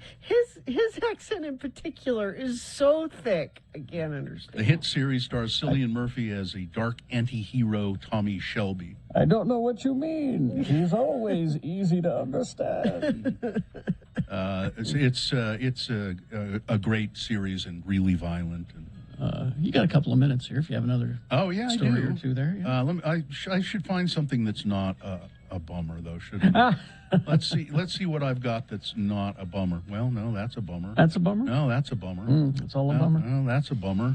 Oh, that's really depressing. Yeah, well, how about... Better keep that away from people. Keep that away. They don't need to know about these real things. An Australian man has broken the Guinness Book of World Records record for the loudest burp. Now, there is audio and video of it. All right, hang on a second. The man broke the decades-old... So this record has been standing for decades. He let out a burp that measured at 112.4 decibels. His name is Neville Sharp. And he spent 5 years preparing, honing the strength and noise level of his belches. Does it say what he ate and or drank in order to elicit this burp? It does not. Now, when I was in graduate school, there was a lot of belching for some reason, and we would rank them and rate them. That was a 10, wasn't it? Impressive. Yeah. I think 10 was the highest. The big number was 10. All right. Yeah. That's it? Well, let's see. 110.0. That was it. That was it. Well, that's it. 112.4 was the record. All right. Yeah. Well, see, now that wasn't a bummer, was it? Well, I think that's something that everybody can agree on, Bill. Congratulations to Neville Sharp of the Northern Territory. There's nothing divisive about that subject. He's down on the other side of the globe, at Darwin, Northern Territory. Well, I guess the only divisive point of that story would be it should belong to an American, that record. Mm-hmm. All right, that's it. Weather, traffic. Okay, so we've got. I'm sorry, the weather's a bummer. I can't do anything about that. Why does your weather have to be so divisive? I'm sorry. It's. I guess you could do something about it in that you can limit your driving the next few days because we've got the inversion back in. High today of 57, overnight low of 36. And we're going to have that kind of same pattern. Looks like through the weekend. Next chance of a storm looks to be Monday.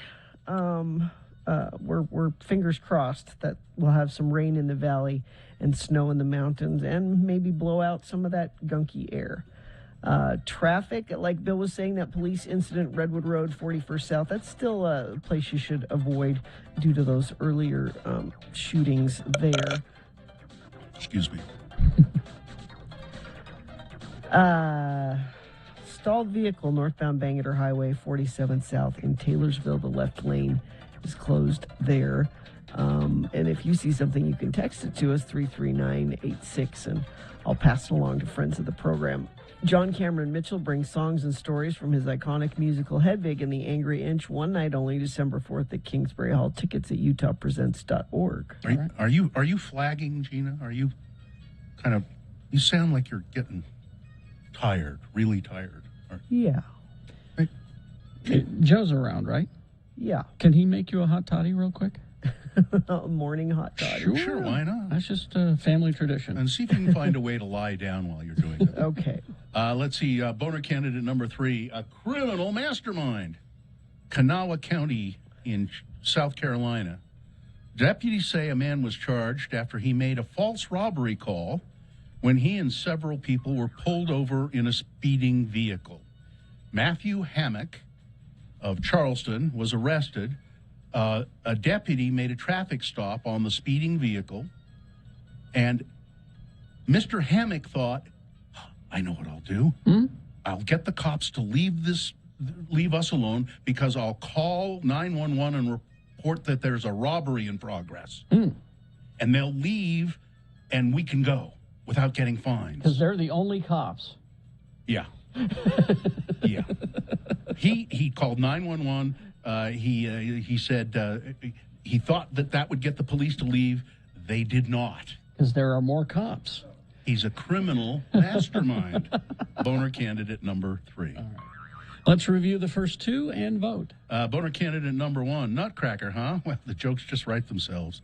The Playboy model at a Miami mall, topless, painted up like the Nutcracker, giving peanuts to people. Boner candidate number 2, more racist fun from Cache County, offensive Halloween costume party. One student showed up in a KKK costume. Another showed up as a basketball player in blackface because, there are no white basketball players either. Yeah. And Boner candidate number 3, a criminal mastermind. Okay, here you go. You've got to decide of these 3 candidates, which one is the worst? Which one deserves to go forward to Boner Fight, possibly becoming Boner of the Day? We say possibly because if it wins here, it is the winner of round 1. It's not Boner of the Day yet. Round 2 presented to you at 8:20 this morning with 3 more candidates. We'll do this again and get another winner there. Then we'll have 2 winners. We'll put them against each other. And at 9:20 this morning, you'll vote of those 2 candidates, which one is Boner of the Day. All right, so right now, let's send one of these 3 forward from this round 1. 1, 2, or 3. Remember your candidate number, the one that you think should win. Put that single digit in the message of a text. Then text that to 33986. That's probably the easiest way to vote. The computer counts it for us. You don't have to talk to anybody. Or you can go online, x96.com, look for the box that says Boner Voting December 2, 2021, and vote there. Click and vote. You can try calling, but we only have one phone line because we're big time. 877-602-9696. Katie will take your voice vote.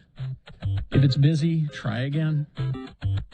You have until the end of these messages. That's like 4.5 minutes, so let's go. It's round 1.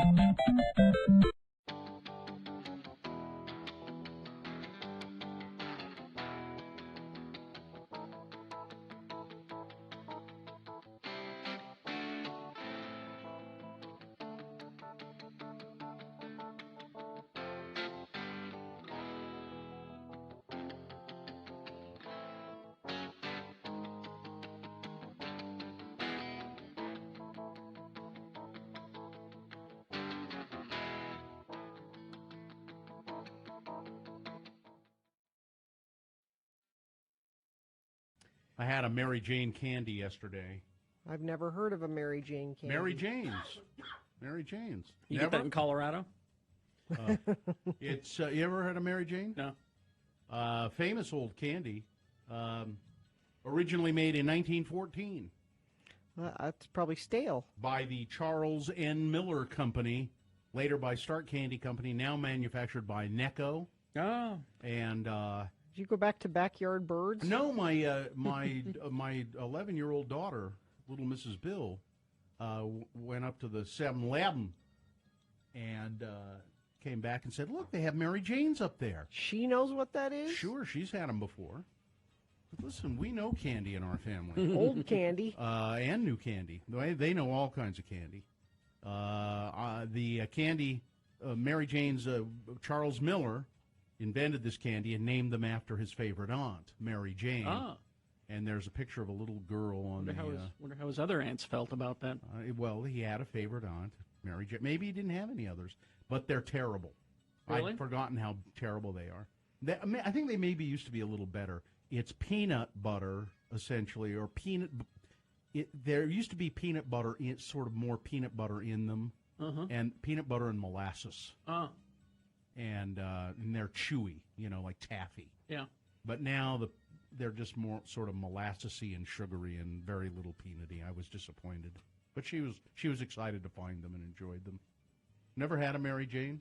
Would you eat a Mary Jane if somebody gave you one? Not when you've described it, how terrible it is. Well, but I mean, if I just said it was peanut butter and molasses, would you go, "Oh, I'll try that"? Yeah. You don't have anything against molasses? No. It's just kind What would I have against molasses? Well, I don't know. You have weird food things. Molasses is fine. I thought, I think I have things in common with molasses. That's well, you're as slow as it. Yes. But in January, that's what my mother used to say. Would you hurry? You're as slow as molasses in January, which is, I think, the slowest of all molasses. And I'm referencing Bugs Bunny twice again on today's show. Yeah. He was borrowing a cup of molasses from somebody. He had his coffee cup. Elmer shot a hole through it. And it's snowing around, okay? And it starts to run out, and he goes, I didn't think molasses would run in January. Yeah, there you go.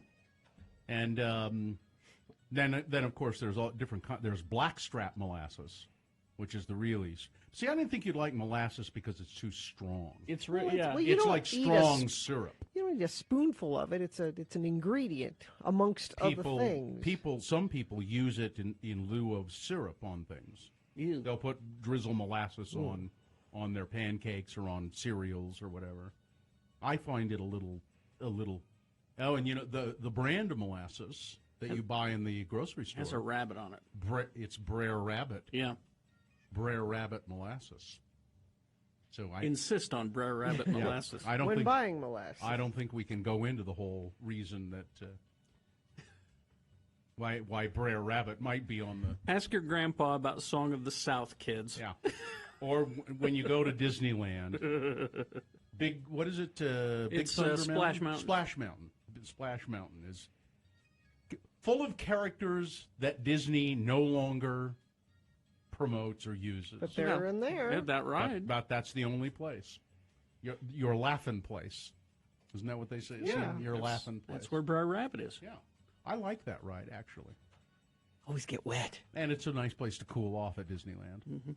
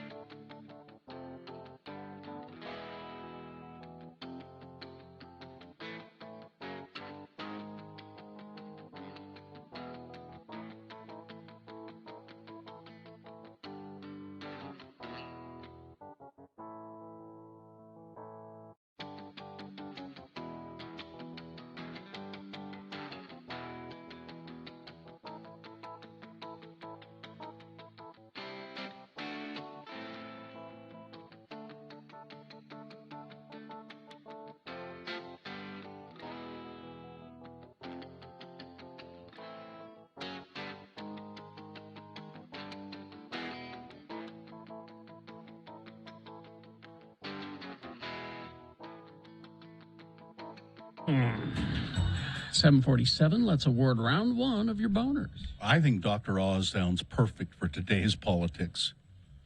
Yes, boners round one brought to you in part by. What did I? What, I can't remember what I had for dinner all of a sudden. Burp and see if it comes back. No, I can't. No? I can't burp on command. I wish I could. So I don't remember what it was good. I don't remember what it was. All right. And Gracie's open daily for lunch and dinner with brunch weekends till 3 p.m. Enjoy their heated patio, live music 4 nights a week, or watch your favorite sports. Gracie's is located at the corner of Broadway and West Temple, 21 and older only. I know one thing I had. Delicata squash. It was really good. Okay. So boner candidate number one, Nutcracker Hana, jokes write themselves. Nobody cared. 8 people. Yeah. And then the criminal mastermind, boner candidate number 3. A classic boner. Yeah, and it did, got 40, almost 50 votes. Yeah. But boner candidate number 2, more racist fun from Cache County, 168 votes, wins round one. There you go. All right, there's your winner of round one. It now goes forward to boner fight. It might be boner of the day. We shall see. Round 2 comes up at 8:20. And we'll do this again. 3 more candidates. Yep. Get another winner there. We'll send both winners to Boner Dome. You'll decide boner of the day at 9:20 this morning. That's when boner fight happens. All right. Let's see now. Do we? Huh? I was going to ask you if you brought another egg salad sandwich. I did actually. Really? You should show people that. You want to talk about the egg salad Yeah, sandwich? can we? Sure. So yesterday, when we were broadcasting from Doug Smith, I look over at Carrie halfway through the show, or a little longer, and there's a little container there, and it looks like it's a piece of cake. And I said, what is that delightful-looking confection you have there? Was not a piece of cake. No. It was an egg salad sandwich, but it's beautiful to look at, and I'm sure it's... Look at that. Go to x96.com/live to see Carrie's egg salad sandwich. What do you think, Gina? That looks good, doesn't it? I'm not an egg salad person, so I'm not one to ask about. Well, I mean, such just things. aesthetically, Gina, doesn't it look great? Yeah.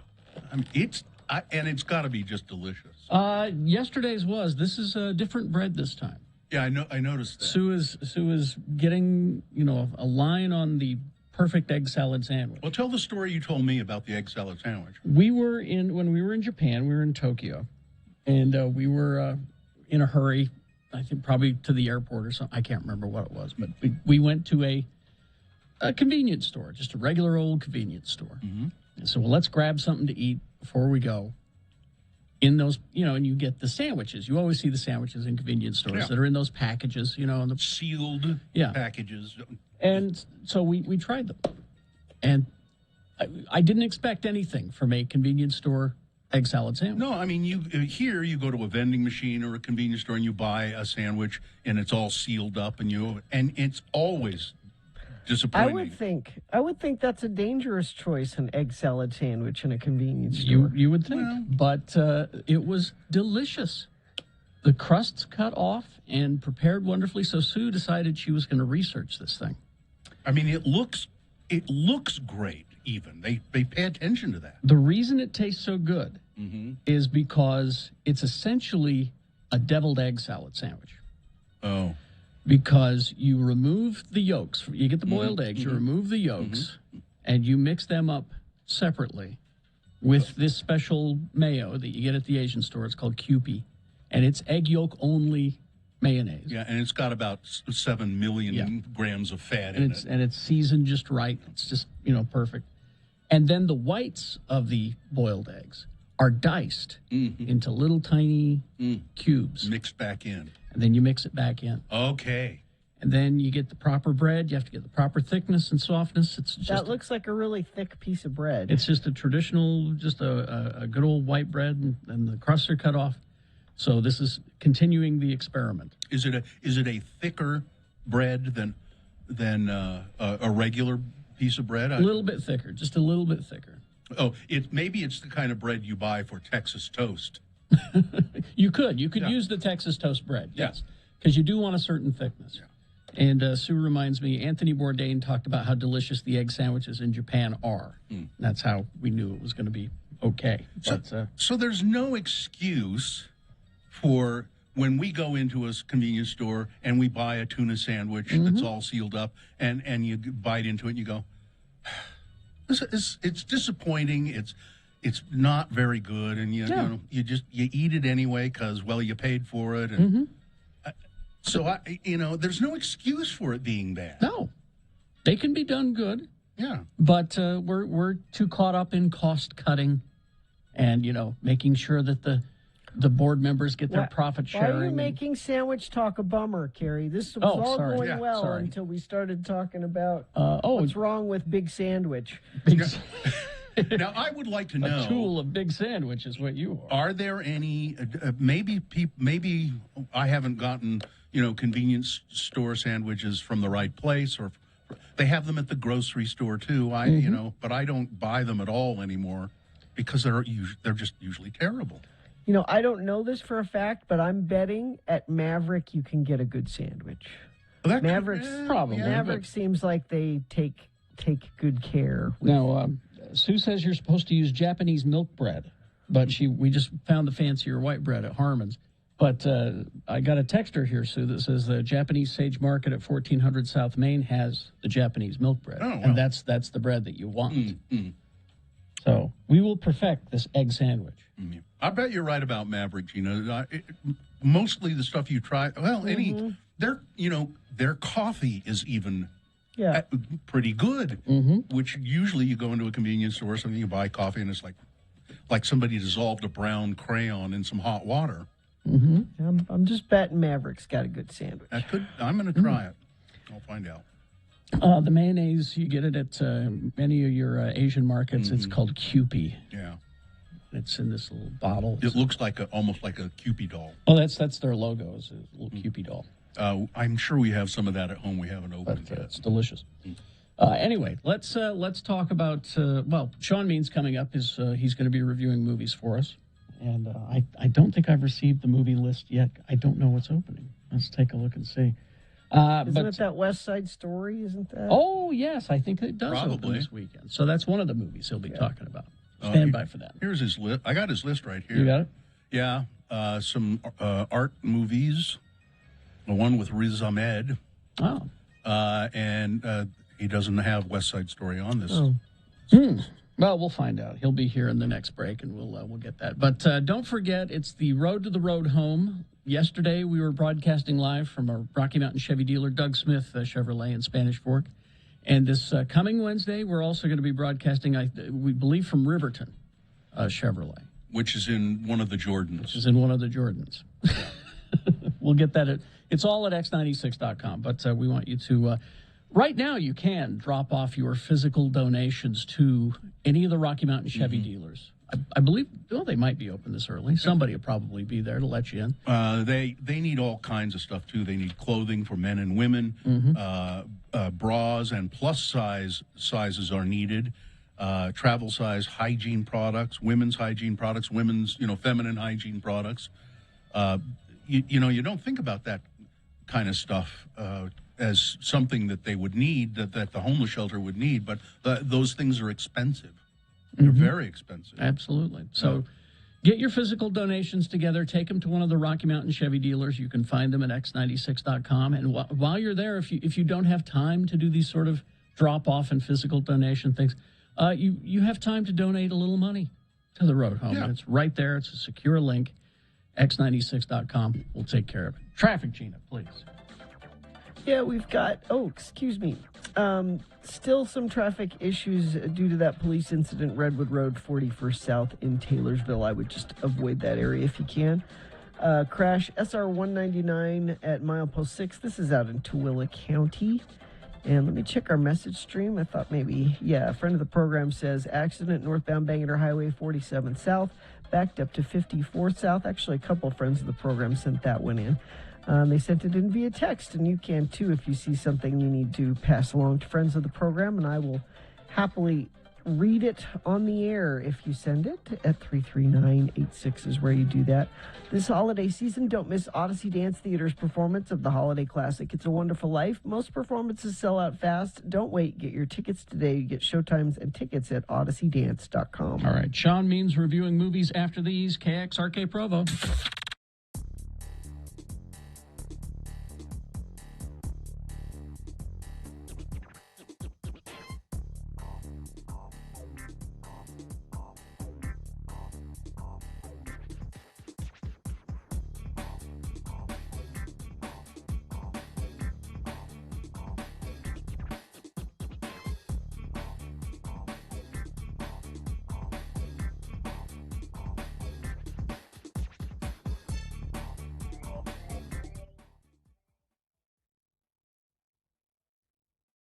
I was so angry. What? Saturday night. After I went to the Warped Tour, I went to a party, and I think it was about 10 o'clock at night. I get home, and I'm out. I was out on the sidewalk. It's not important why. 10 o'clock, out on the sidewalk, and what do I see coming across the street? A raccoon, and there's a lot of traffic, and he's coming right toward my house. Yeah. And there's a lot of traffic, Yeah. and the lights in the car honked, and the raccoon kind of, like this, and I thought, God, hit him! I was hoping the car had hit him, but it missed him. Yeah. And he came, and I'm standing 20 feet away from him. Yeah. And he came running, and he ran, and I started yelling at him, and he ran right up my tree, the one that's in my front yard. I have a gigantic, Bill treed a coon. a 50-foot tree. Yeah, I treed a coon. I was yelling, you son of a... Get back here! Bill lives where the red fern grows. I was just so mad, and he ran up the damn tree, and they're everywhere. God. I think they've declared war on you. I frankly, think they but have. Coming to get you. It's like birds have declared war on my wife. Raccoons No kidding. declared war on you. He got he stopped and growled at the car. I swear to God, he did. Pyro! Get away! Shake his fist. Roadhog! He's A little birdie finger. one a of little his little bandit hands, bird finger. Their hands are almost human, They have them, But ran right up the tree in front of my house. God, that made me What are mad. you going to do? Did your wife lock you out again? You sleep on the porch. Was it one of those? No. No? Oh, why I was on this? Why Yeah. you were out on the front porch? I was No. taking the night air. He's I was farting. taking in the night air. He's out farting. Yeah. I'll be back in a while, honey. I gotta go take the night air. He's right, isn't he? No, Taking the night wind. No, That's what it is. no, I wasn't. There's a breeze. Let me just put it that way. Man, I live in the city. I don't You need shouldn't have- this no, crap. You have to move to the country to get away from the coons. No kidding. It just drives me crazy. I tell you, we haven't had any raccoon problems since Van's dog Chase killed one in the Yeah. backyard, and ever since then They know. they're gone. I believe that when I start trap, I should go home and set up a trap, and Yeah. because if I trap a couple of them, they kind of lay off for a while. Well, then that means you have to keep trapping them. I know. Got to send a message. I know. I got the trap there. I just haven't. I'll set it, and Brian will come and get him. I want reliable people who aren't going to get carried away. This is years you've been dealing with I this. just hate it. Got to send a message to the coon community. I haven't seen one of the cats for quite a while. The Rush or G. Gordon, you mean? Yeah, Rush is. I haven't seen Rush for a week. Baby Rush is finally gone. You know, raccoon will kill a cat. I don't know. I know. They've been coexisting for a Well, while. no, I mean, one of the Rush has been injured by the raccoon. I assume it's the raccoons. Before, I've taken him to the vet a couple of times with injuries. It just drives me crazy. Well, got to kill one. Got to kill one. Send a message. Spill blood. Well, it's just sprinkle raccoon blood on the threshold. Well, where are you going to get that raccoon blood, huh? From a raccoon, I guess. You got to bleed one. Can't you buy it at Sportsman's Warehouse? No, that's urine, and that will attract them. I'm sorry. Man.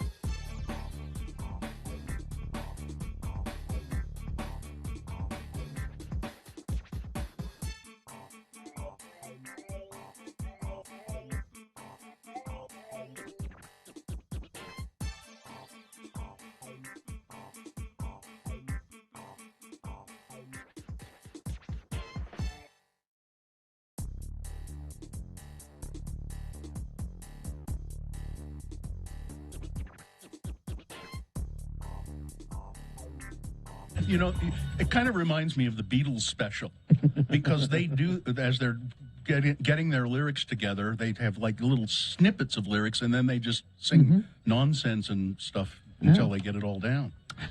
All right, Movies with Sean Means is his sponsor, Gina.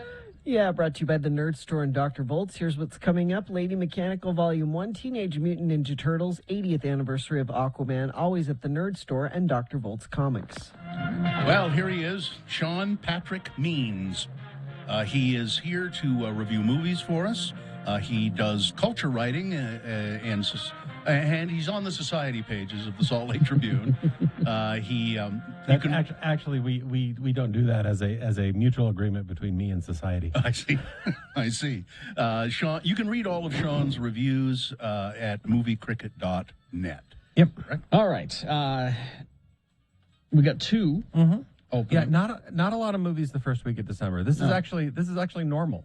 In the before times, Yes. the first week of December was always sort of a fallow kinda week light, because yeah. right after Thanksgiving, all the big Thanksgiving openings, and then you're getting into the big December stuff, and like next week and week after. But these, it looks like you like these okay. Couple of good ones. What do you want to do? Vendetta? Benedetta. How could you like that movie? It's directed by Paul Verhoeven. the man who gave us RoboCop and Total Recall. Yes. Well, those are pretty good movies. He also gave us Basic Instinct and Showgirls, which is really more in line with what this movie is. And Starship Troopers.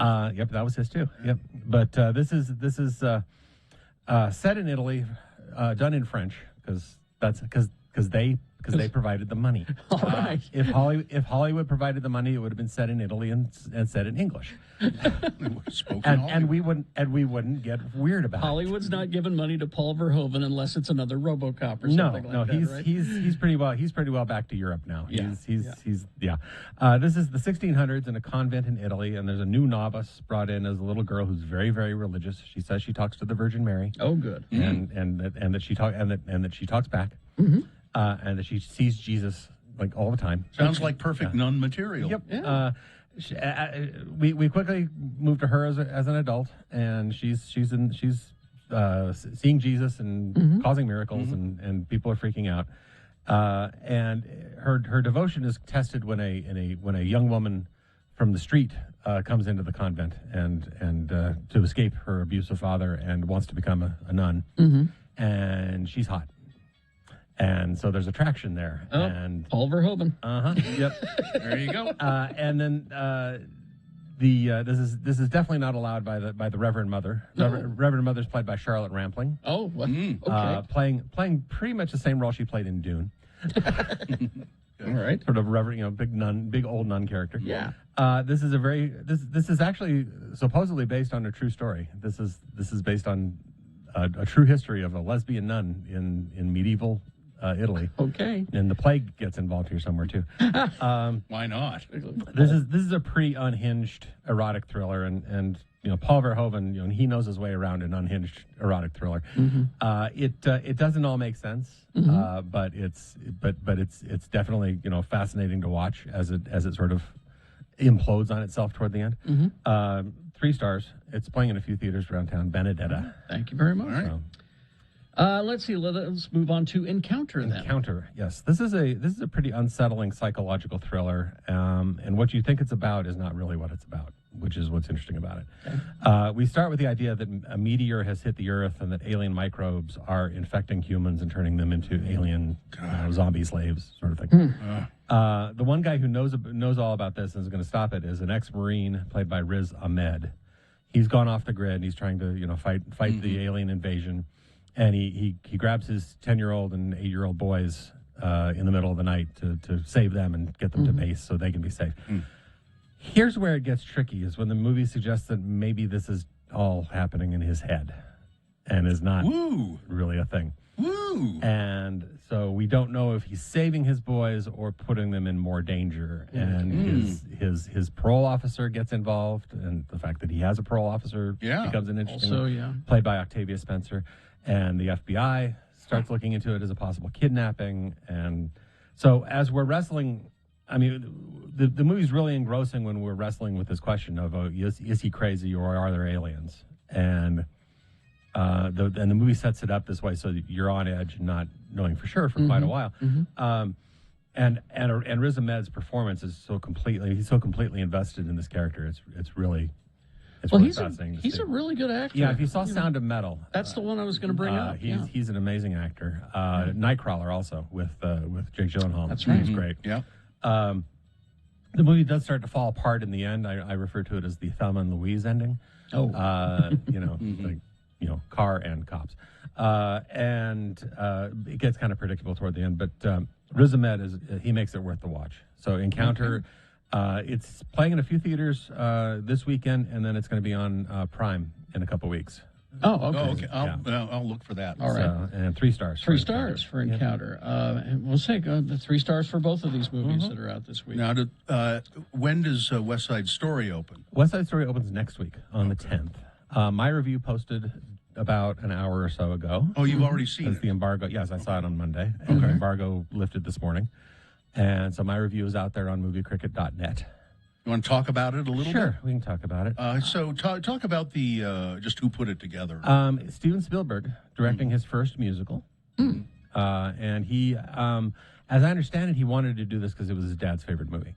Oh, okay. And it's actually dedicated at the end to his dad. Yeah, because I was wondering, why did he decide to do this? There you go. It's, it is one of these things where we get hung up on the idea that, well, we have the 1961 movie. It was beautiful and brilliant and won 10 Oscars or won Best Picture. So why would you want to mess with that? We don't say that about Shakespeare movies. We redo Shakespeare every few years. Yeah. Broadway will redo West Side Story every few years. Yeah. As revivals, and of course that's because it's live theater and it's not something you can bottle the way you can with a film. But there's some story, and heaven knows we've done Romeo and Juliet 16 Ways from Sundown, and this is just another version of that. I have no problem with him doing it. Right. I don't see why you would. And the question becomes, okay, what do you bring to the table? What do you bring that's new? Yeah. What I like about this one is that one of the things is that it rebalances the narrative a little bit more, because if you notice in the original, it's very Jets heavy. It's more about the Jets than it's about the Sharks. Yeah. Other than Maria. And this one you get a little more balance there. Spielberg brought in Tony Kushner, who Angels in America and so on, and wrote Munich for him. That's right. And to write the screenplay, to adapt this. He worked with Stephen Sondheim before Stephen died. Sondheim has said on the record that this was his first gig as a lyricist, working with Leonard Bernstein, and he wasn't satisfied with some of the lyrics. He said he never got it right. He felt like he could do better. He felt he could do better. Well, you're first time out of the gate. Well, yeah. You're not gonna hit a. It bugged him until his dying day. Yeah, and especially songs like "I Feel Pretty." He thinks that one's pretty damn silly. And it is. So pretty. And what I like, one thing, and that's one of the things that Spielberg does here is that he repurposes some of the songs to sort of be more important, and "I Feel Pretty" is one of them. It's such a frivolous number in the original. Here, it's repurposed as sort of a consumerism thing, because she's singing the song while she's working with her crew cleaning a department store after hours. I see. It's ironic. It becomes a little more ironic, a little more sort of commentary. Okay, all right. And it's happening at the same time as the Rumble, so it's like counterpoint to that. I see. The other one that got repurposed is "Somewhere." "There's a Place for Us." That song. Somewhere there's a place In the for original, us. in the original, it's sung by Tony and Maria. In this one, it's sung by the owner of the candy store where the Jets hang out. It was Doc's in the original. In this version, Doc is dead, and his widow, who's Puerto Rican, Valentina, runs the store.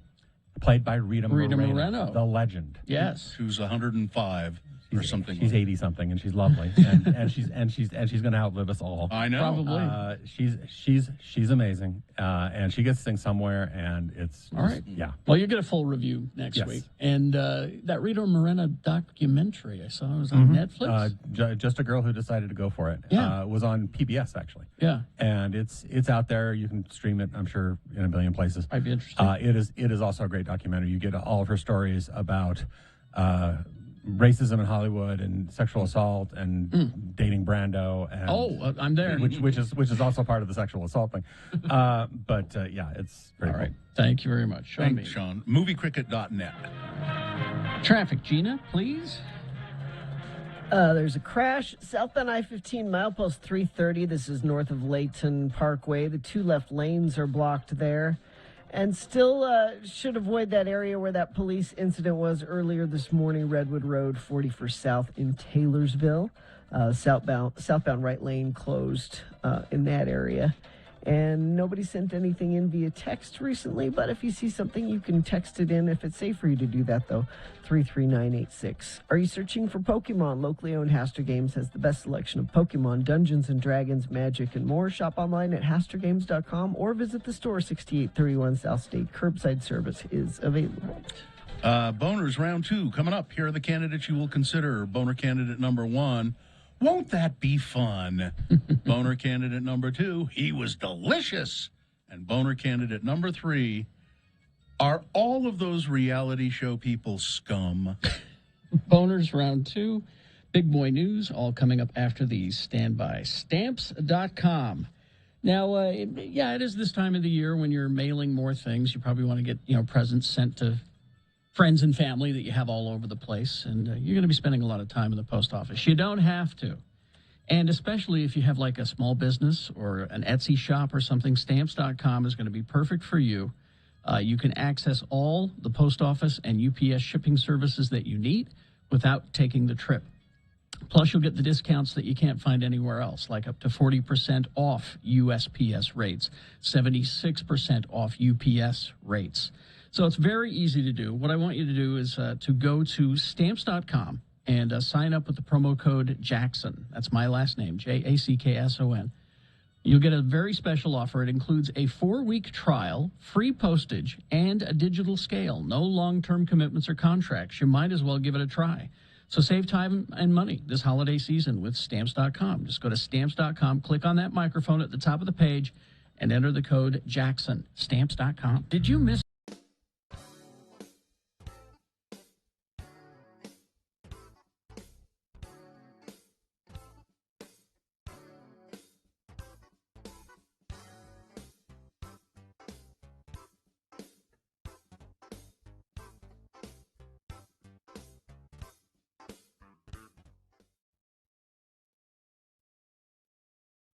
I have a 7-year-old, so exactly.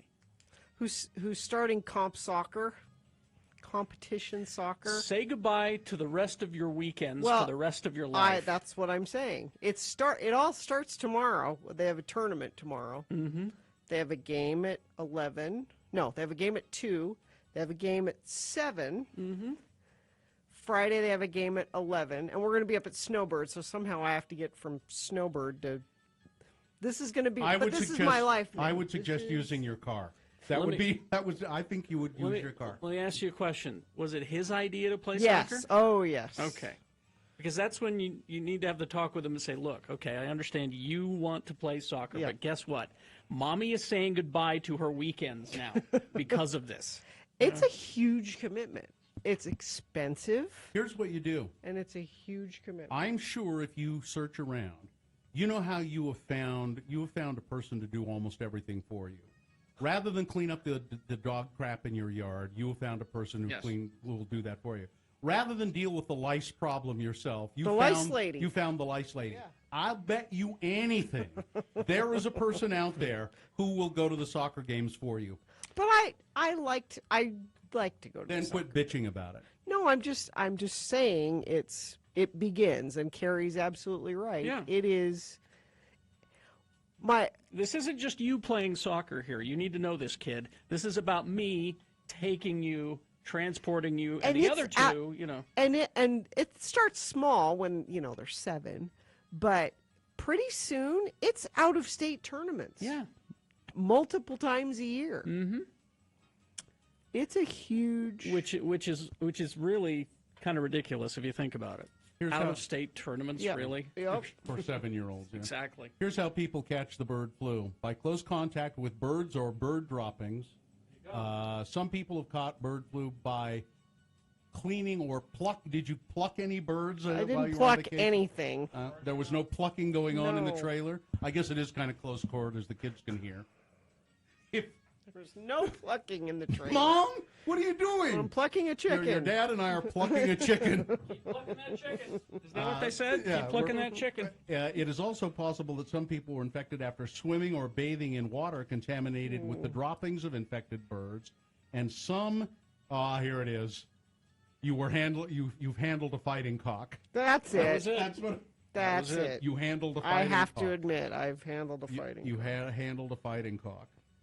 There have been a few cases where one infected person caught the bird flu virus from another person, but it never has happened. It does not happen by eating infected animals. But I knew it was living amongst. It's not the mosquito bite, but No. it's living amongst them. That, And it happens a lot in Egypt.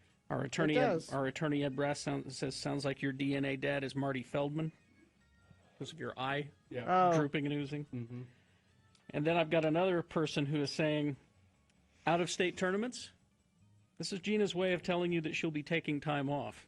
Oh, I see. Yeah. Not yet. This is her way of telling us This one now. is just here. And then it'll get announced on a Thursday. Yeah. you Oh, know? by the way, I'll be gone tomorrow. Yeah. Yep. Because And then she'll say, I told you that this would happen. because her husband can't possibly take the time off to go to the out-of-state tournament, No. but you can. Because this job isn't. He as has a real important. job. Yeah, this isn't. This isn't a real job. No, not to you. It isn't. And certainly the way we treat. Why you. should it be? No. We're going to create a rent-a-mom business. I think this is a great idea Yeah. here.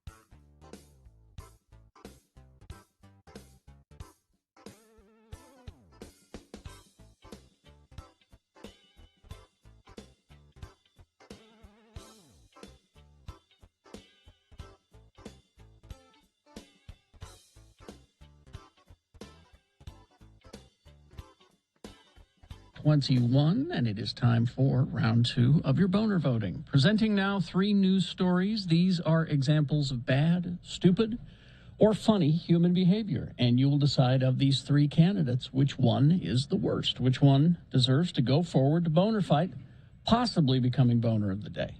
If it wins here, it's not boner of the day yet. It'll have to defeat the winner of round 1's voting. We did that an hour ago, but we'll take both of these winners, put them against each other. You'll decide boner of the day between the 2 champions at 9:20 this morning. That's when boner fight happens. So right now you got to decide between these 3 candidates which one you want to send forward. Let's begin. 2 candidates now, a third after the news.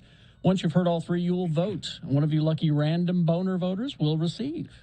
We've got good prizes today. Legendary Foo Fighters tickets coming to Salt Lake Monday, August 8th at USANA Amphitheater. Random boner voter will get those tickets. Here's boner candidate number 1. Won't that be fun? A new rule. Right away, you say a rule. I don't like that. A new rule allows debt collectors to send you unlimited private messages on social media as well as text messages about your debt. Great. This is giving the businesses an open door to come into your private life, said Utah attorney Eric Stevenson, who represents clients that say they are being harassed or abused by debt collectors. Here's what just happened. The Consumer Financial Protection Bureau's new debt collection rule places limits on how many times a debt collector can call you, but also opens up social media as an updated means of communication. The collector must identify themselves in the message, and there must be an option to opt out, which Stevenson says you should do immediately if you get one. They can't harass you. They can't go too far with it. So if you're getting 5 to 10 messages a day from the same debt collector, that's going to be harassment, said Stevenson. Utahns are no stranger. A report shows Utah ranking 13 among the states for per capita debt. Really? Yeah. Number 13. Interesting. I thought we were frugal here. So, but debt collectors, have you ever been hounded by a debt collector? It's been a long time, but... Long time ago, I was hounded by one. Yeah. It was hideous. Well, and one that I was hounded, they had me mistaken for somebody else. Yeah. Wasn't it a woman? I sort of remember that. No, it was a woman with your same name? This guy from some collection bureau, it kept calling me and it mistaken me for a woman, saying, you owe this money for that plastic surgery that you got up in Wyoming. Yeah. And I went, plastic surgery? What procedure was it? He says, you had a nose job. And I said, sir, if you've ever seen me. You've seen the schnoz on me, buddy. And it was a nightmare to get them to stop calling. And now I owed the money that they were hounding me for, but this one just wouldn't let up. And I say, I'm doing the best I can here. Anyway, boner candidate number 1, won't that be fun? Mm-hmm. There's boner candidate number 2. He was delicious. St. Petersburg, Florida, a female passenger took a chomp out of the neck of her Uber driver. Wow. She has pleaded guilty to a pair of criminal charges in connection with the bloody, unprovoked attack. In a plea deal, Michelle Stillwell copped to battery, disorderly conduct, misdemeanors for which she was sentenced to 18 months probation. Stillwell was originally charged in a criminal information with battery and witness tampering. Go to x96.com/live. I guess this is from the Uber driver's phone camera. I guess so, yeah. You can see the attack and the bite. Oh, jeez. Yeah. Man. While the car was moving, Jeez. Ms. Stillwell reached forward and proceeded to choke the driver from behind, according to a sheriff's deputy, and then take a huge bite out of his neck. Yeesh. Now, the driver, Michael Hassey, I think his name is, he's recovered, but God, how unpleasant. Yeah. Boner candidate number 2. He was delicious.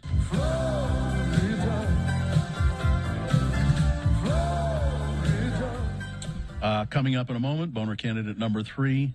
Are all of those reality show people scum? Boner candidate number 3 for round 2 coming up after this. Big Boy News and Opinnuendo brought to you by... Give your loved ones smart gifts this holiday. Visit Planet Fun Store at Clark Planetarium for science-themed toys and gifts for all ages. Enjoy 3 floors of free exhibits or take in a show while you're there. Open 7 days a week at the Gateway. Plan your visit at clarkplanetarium.org. Tragedy. He was truly one of a kind. He was an original. He was one of our most precious celebrities. Was he? He will be missed. The Big Ragu. Oh, really? Carmine Ragusa. Eddie Mecca. Eddie Mecca? From the ABC sitcom Laverne and Shirley has died. He was only 69 years old, according to a social media post from one of his friends. He passed away at his home in Newhall, California. No cause of death was given. Well, you know what that means. It is with... I don't really. It is with... COVID.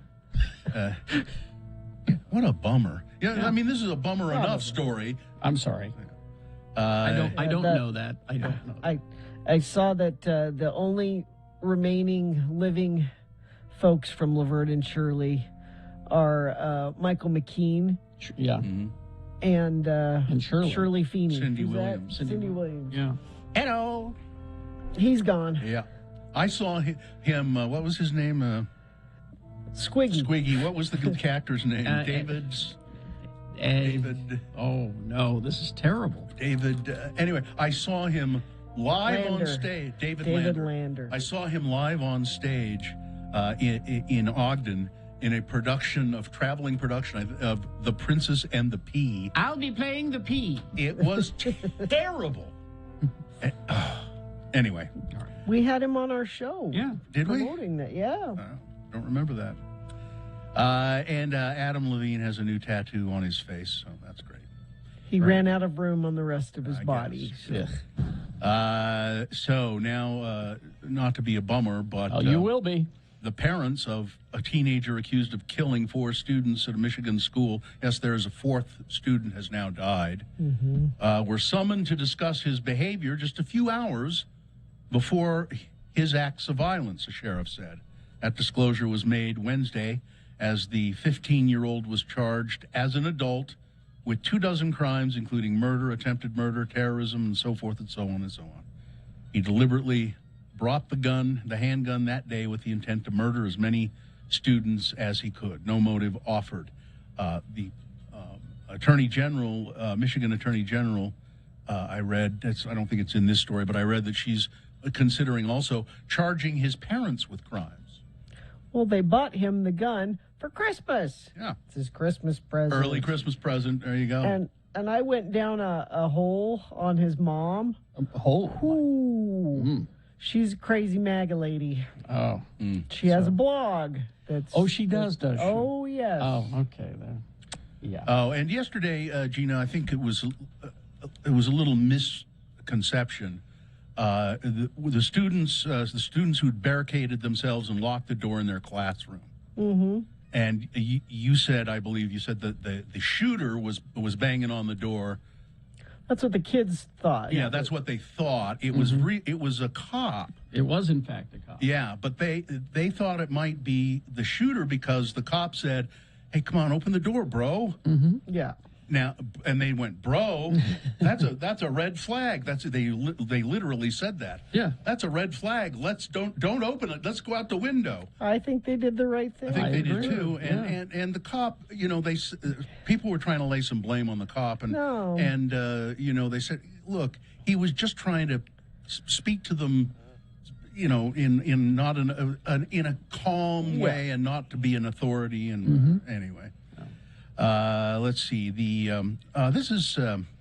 This comes up every once in a while. The Department of the Interior wants to remove a word from more than 50 places in Utah. Can you guess what that word is?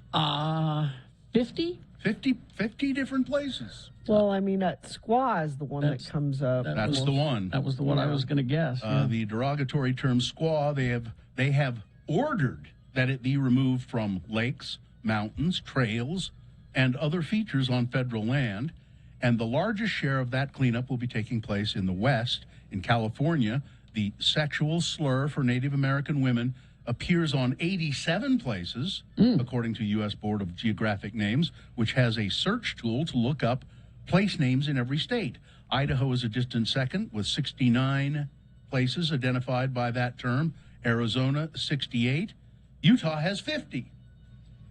Well, let's get on it. Racist terms have no place in our vernacular or on federal land, said Agreed. Deb Haaland. But I think I think down around your neck of the woods, Carrie, I think there's a Squaw Peak. Probably, yeah. Now I don't. Okay, you need to comment on this story, Carrie. All right. An 8-year-old kid. 8-year-old kid is hoping that his gesture of cleaning up the community will inspire more kids to do good. Okay. Now, that's great. Nice. Jake Grogan says he's following in the footsteps of his hero, Batman. I don't recall Batman going around cleaning up the neighborhood. I don't recall a Batman villain that who's getting rid of graffiti, whose thing was litter. Yeah, picking up litter. Now, hey, whatever motivates you, kid. Now, I think the kid means he says, "I want to be a hero in my community." Yes, just like Batman is a hero. So that's great. Sure, that's a great thing. And I tried to make a bummer out of it because that's just who I am. But I'm trying to think of a superhero whose thing was litter. Captain Planet was probably the one I was thinking of. Yeah, that's right. Yeah.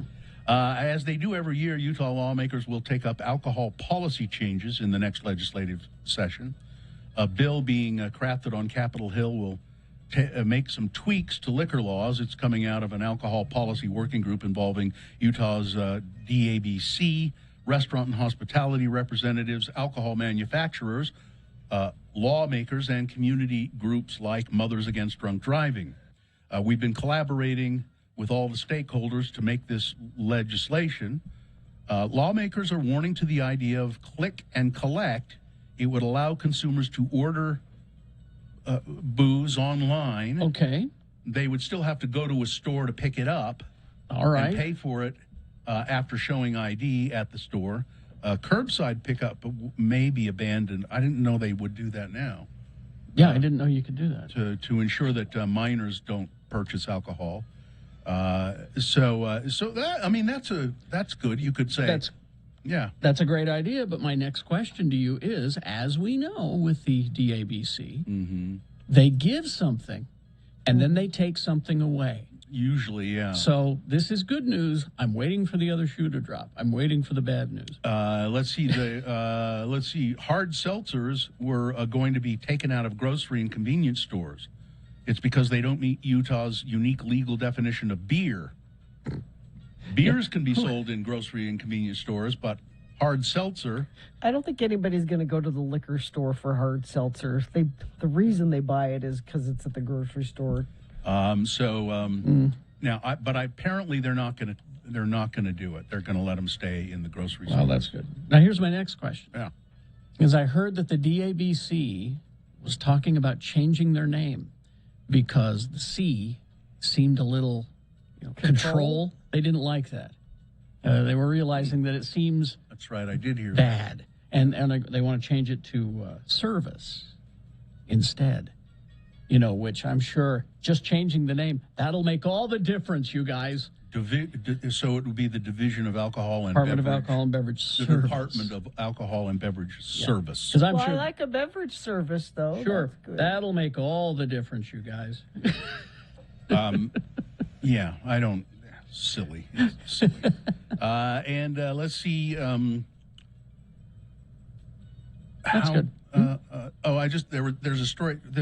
We've got the picture, I hope. There's a deer wandering around a town in Canada, and he's got Christmas lights all tangled up in his antlers. It's sad. Yeah. It's not like they light up or anything. No. He just got tangled up in them, and people keep spotting him around town. And I think at some point they will tranquilize him and cut it off. Yeah, take him off. But. All right. Let's get sports weather traffic then, Gina.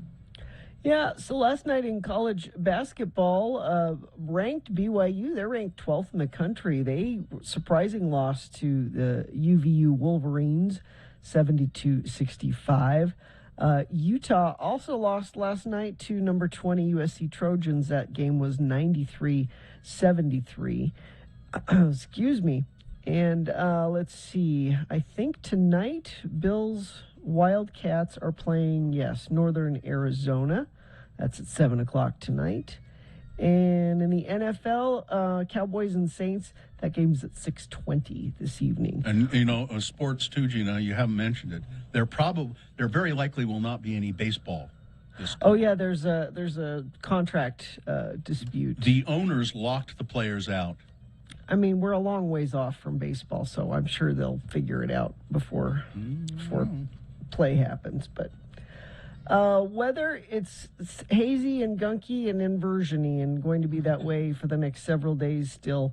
Highs in the mid to upper 50s, overnight lows in the low to mid 30s. Next chance of a storm maybe clearing this out is Sunday night into Monday. So for the next few days, if you could just be mindful of your travel, not take any unnecessary trips. Just think before you leave the house. So how can I do my errands today with the least possible impact on the inversion? That would be helpful. Traffic, we've got a crash southbound I-15 just north of Layton Parkway, milepost 330. Also crash southbound I-15 just north of Antelope Drive. That's in Davis County. The center lane is blocked there. And I'm checking our message stream to see if friends of the program have sent in any traffic. Nope, but if you see something, you can always text us. Just make sure it's safe for you to text. 33986 is where you do that. Save on skiing at Snow Basin Resort with discounts up to $20 on lift tickets when you buy online. Visit snowbasin.com. Here's boner candidate number 3. Are all of those reality show people scum? Josh Duggar. Oh, boy. Who gained celebrity on the TLC reality show 19 Kids and Counting as the eldest sibling of a brimming family guided by conservative Christian values. He went on trial in Arkansas on Tuesday on federal child pornography charges.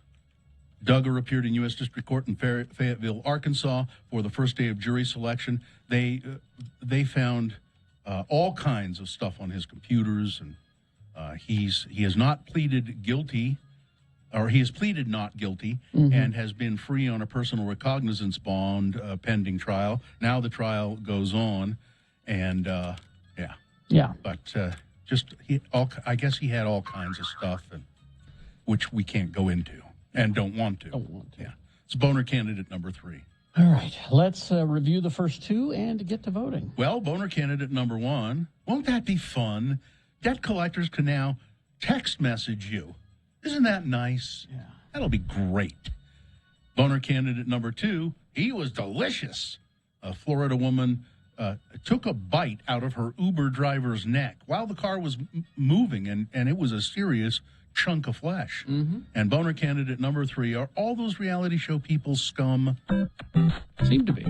But there you go. You have to decide of these 3 candidates which one is the worst, which one deserves to go forward to Boner Fight and get that chance to become Boner of the Day. Winning here does not make it Boner of the Day. Winning here ensures it a spot in the contest in Boner Dome. It'll go up against the winner of round 1's voting. We did that already. Don't worry about it. It's in the past. You got to focus now. Right now on round 2. Send one of these 3 forward to Boner Fight. We'll take these 2 winners and put them against each other. You'll vote for Boner of the Day at 9:20. Okay, so here we go, round 2. Send one forward. 1, 2, or 3. Remember your candidate number, the one that you think should win. Put that single digit in the message of a text. That's the easiest way to vote right now. And just text it to 33986. Or you can go online, x96.com, look for the box that says Boner Voting, December 2, 2021, and vote there. Also easy way to vote. And we only have one phone line here, 877-602-9696, because we're big time. If you call that number and want to voice your votes, be patient. It might be busy. Katie will take them as they come in. All right, 877-602-9696. You have until the end of it's 4 minutes is all you have. 4 minutes to vote. Let's go. It's round 2.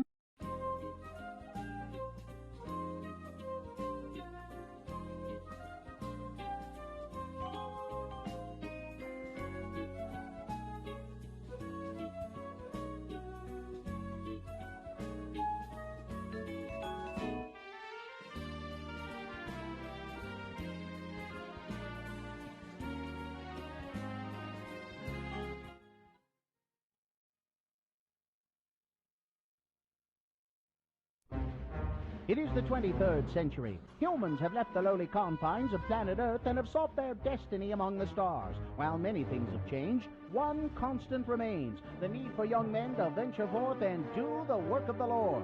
This is the tale of 2 such men who at the age of 19 have answered the call of their general authorities and are embarking on a 2-year mission to spread the gospel throughout the galaxy.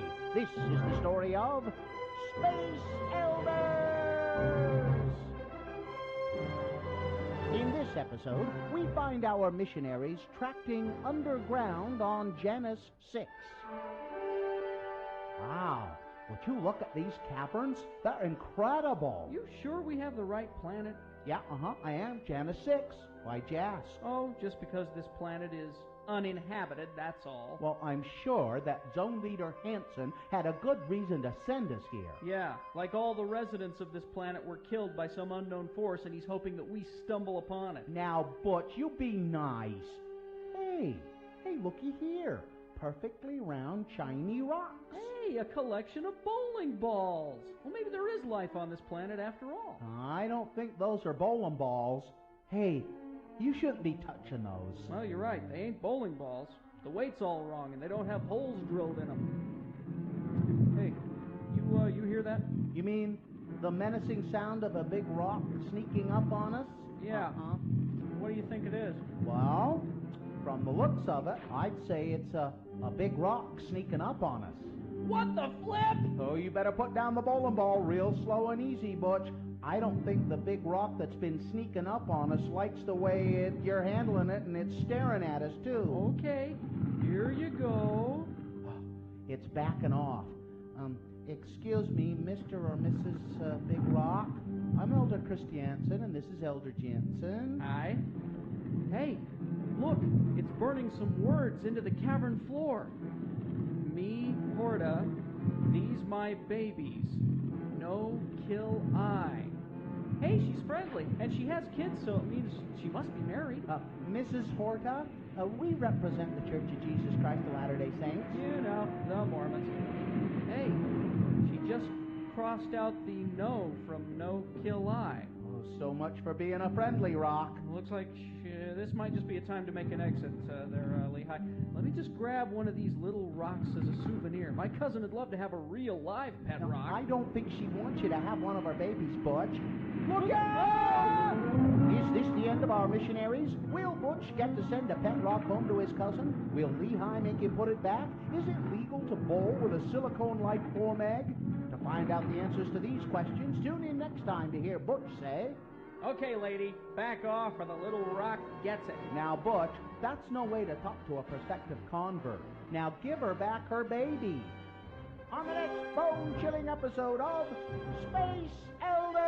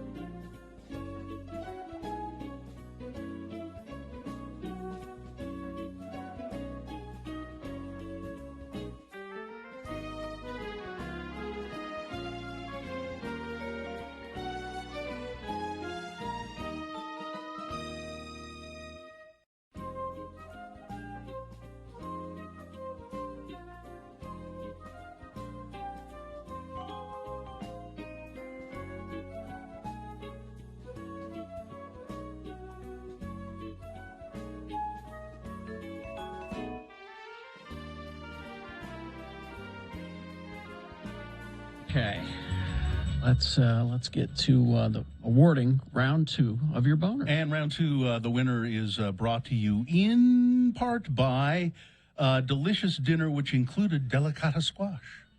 And the key to good sex is good communication. Reveal your best pleasure at Black Velvet Boutique, Utah's locally owned by women sexual wellness resource, open 7 days a week, 595 South State in Clearfield. All of these candidates got a fair amount of votes. Really quite good voting on all of them. Won't that be fun? The fact that bill collectors can text you now. That's just... Boner candidate number 2, he was delicious. The woman who took a bite out of her Uber driver's neck. And boner candidate number 3, all of those reality show people are scum, are they? I think they must be. I was reading, I'd forgotten a lot of stuff about Josh Duggar. That he also, some years ago, admitted to molesting some of his sisters when they were kids. That's come up in the trial. Yeah. And he molested, so he admitted to it. He said he was really sorry, and then he went and worked on Mike Huckabee's campaign for president. I was going to ask, it seemed like he's been involved in politics as well. But to go back to the sisters thing, so his dad testified, Jim Bob Duggar. He testified yesterday, and they asked him, so what happened with your daughters? And Jim Bob actually said, that was 17 or 18 years ago, I don't remember. Like you wouldn't remember someone Yeah. molesting your daughters. That might slip your mind, the details. Honey, were of you that. molested? Yeah. Oh, by the way, Mr. Duggar also resigned his position as the director of the lobbying arm of the Family Research Council. That's what it was. That's what it was. Yeah. All right. Well, Travis won the prize for he was a random voter. Good for Travis. And the winner was boner candidate number 3, Josh Duggar. There you go. Now goes forward to boner fight. Might be boner of the day. We shall see how it does going up against the winner of round 1. You'll vote at 9:20. So be ready for boner of the day at that time. Is this sponsored, Gina? No, let's just dive right in. Who's that journalist? The pickle guy. Gurky. Gurky. Radio from Hell on X96. I'm going to see if we can't get a pickle like Steinfield's Pickles to sponsor that. Is there a local Robert pickle Gurky. company? I don't know. Robert Gurky, columnist for the Salt Lake Tribune. Robert, I want you to explain yourself. What do you mean? Parents trying to get books yanked from school libraries deserve to be heard. Yeah. Did you write that? He did. I did. Well, it was a pretty unpopular opinion. Yeah. because Yeah. I'm probably with Carrie that if these guys are acting in bad faith, right? They're Yes. just trying to stir things up. It's a part of a national It is. playbook that they're all working from. It's a nationally the titles funded, they're targeting. Yeah. Mm-hmm. Yeah, it's an AstroTurf thing.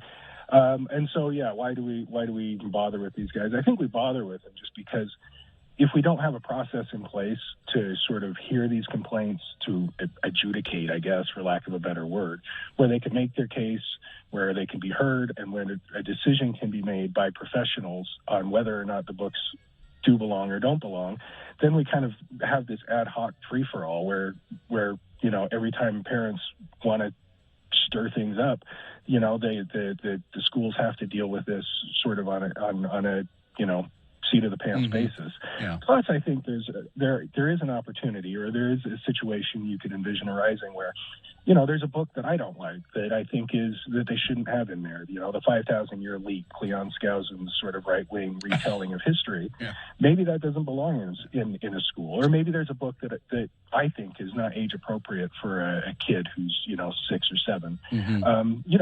I should have an ability to go to the school and Robert, say, hey, let's reconsider this. Robert, you said Yes. one thing early on here. This is Robert Gurky, columnist for the Salt Lake Tribune. You say, parents who do this, they deserve to be heard. As far as I can tell, they've had no problem being heard. Well, there's that. They're getting heard, but if they're heard and there's not sort of standards, like here are criteria for deciding if books will or won't be in libraries. I talked to and here's going to who decide. Here's who decides. Like it shouldn't be these parents stacking committees of parents that are going to review the books. And it needs to be professional. And that's really my problem is who decides, because these parents want to be the final say. And I'm not a parent, but I would just say that if my kid brought home that Leon Skousen book, I'd tell him you can't read it.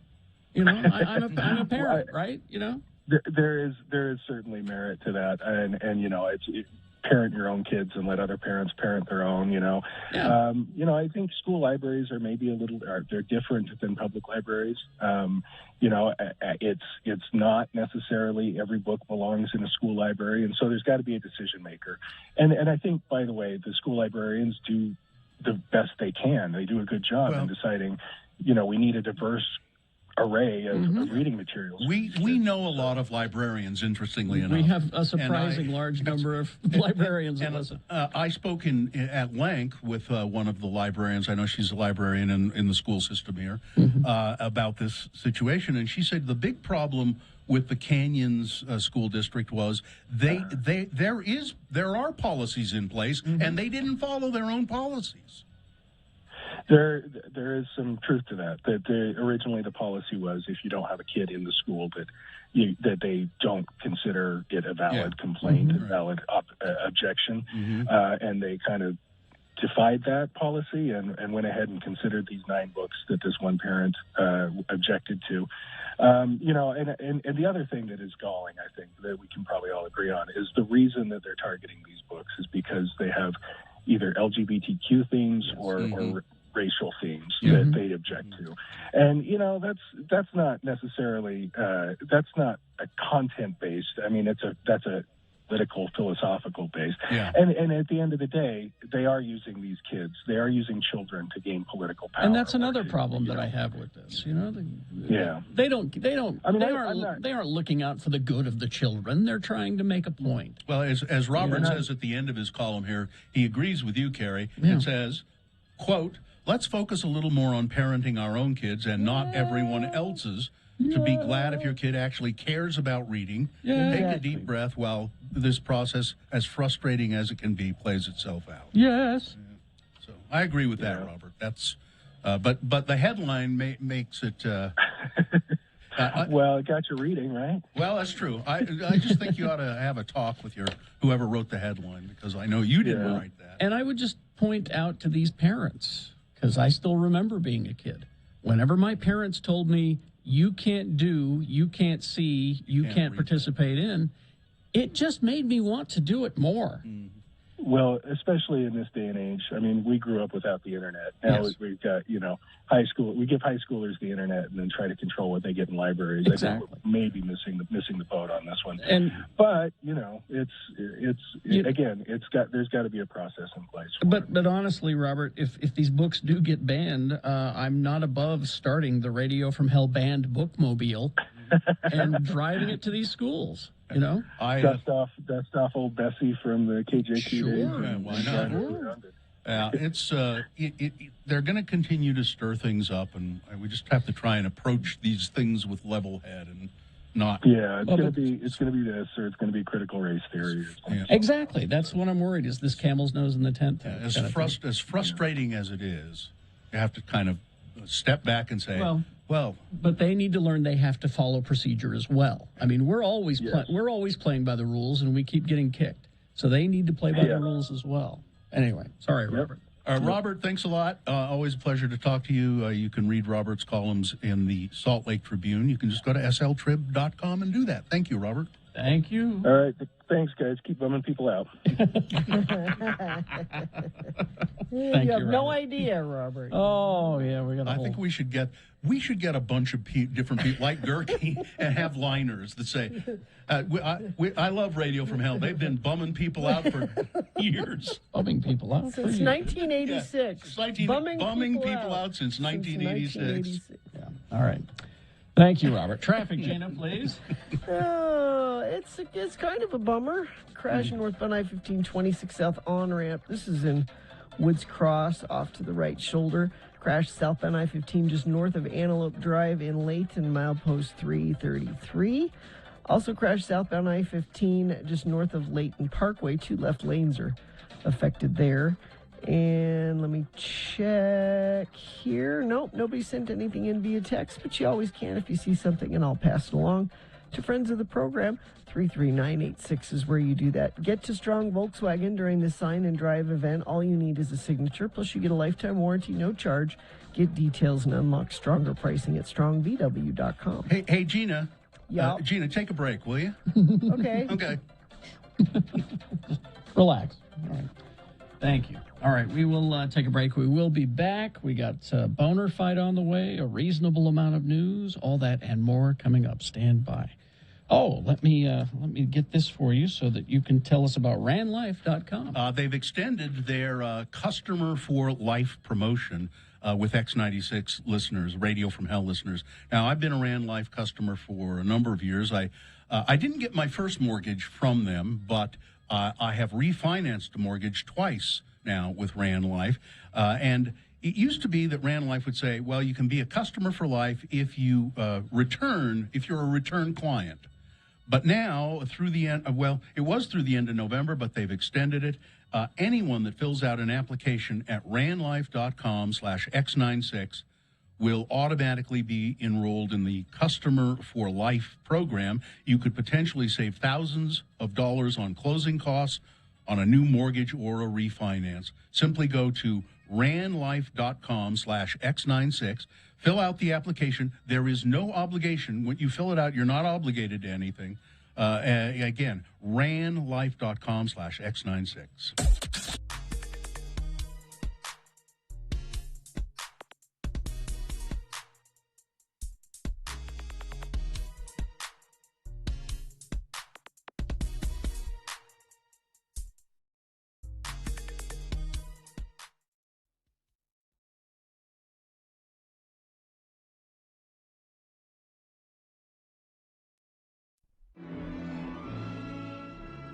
And now it's time for another edition of Ned Hastings, Smoking Psychotherapist.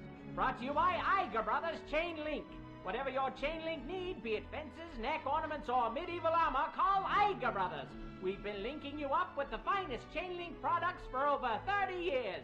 And now Ned Hastings, Smoking Psychotherapist. Ladies and gentlemen, order. Order, please. It's time to get this committee meeting underway.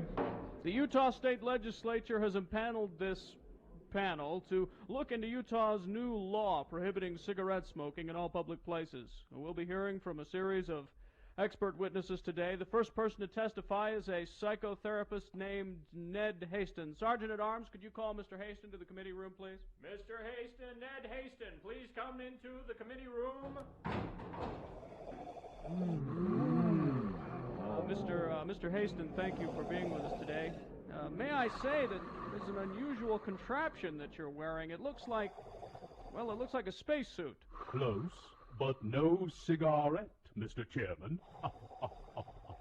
It works on the same principle as a spacesuit, and it was developed by NASA.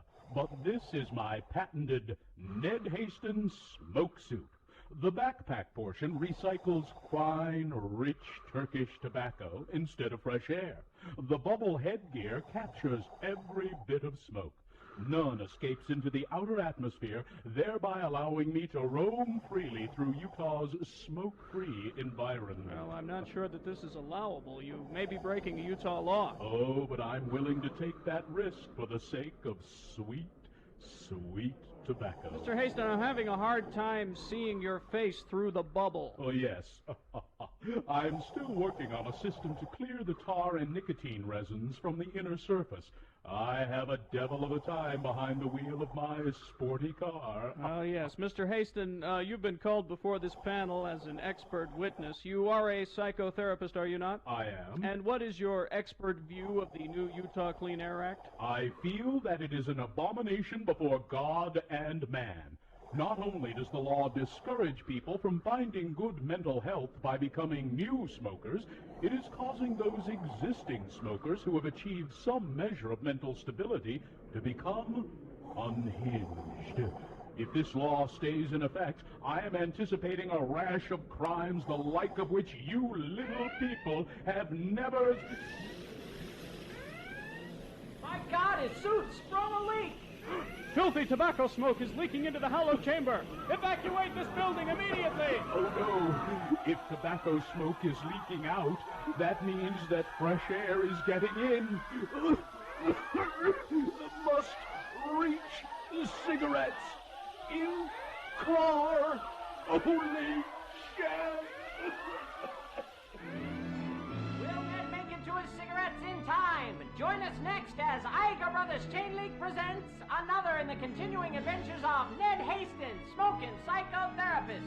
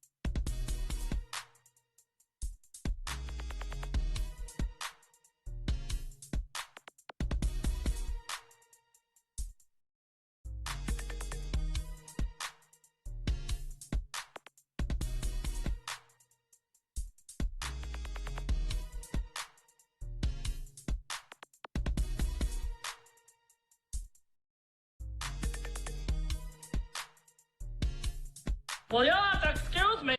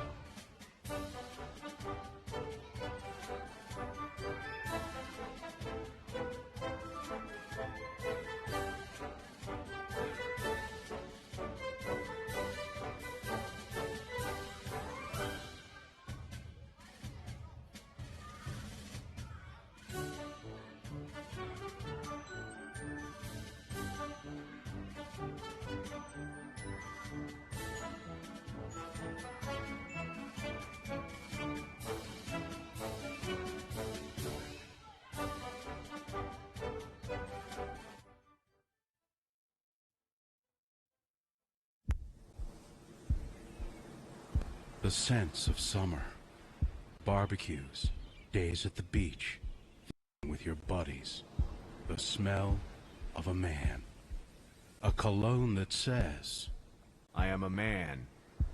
I am all man. I am very, very manly, dude. Radio from Hell brand beer scented cologne, a little one-on-one b-ball at the playground, or working all day on your car in the hot, hot sun. A man wants to smell like a man. Radio from Hell brand beer scented cologne. Being a man is hot, sweaty work, and hot, sweaty work all goes better with beer. Radio from Hell brand beer scented cologne. Now available in convenient 6-packs at Checker Auto Parts and on draft in kegs at Costco. Coming soon. Radio from Hell brand Zima scented perfume for the ladies.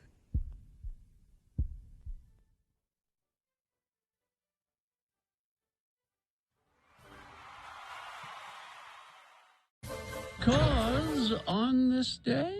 Yeah, in 1971, Donna Matthews, a lady playing guitar for Elastica. She was born. Huh. Do we play any other songs by that? I really like that song. It's pretty much all we have in the system. I hadn't thought of it in a long time, and here, let me look up some Elastica. Yeah, for it's you really here. cool.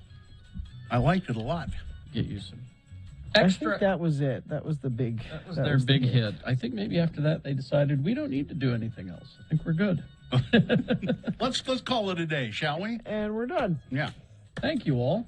Let's see. We got Connection is their big hit.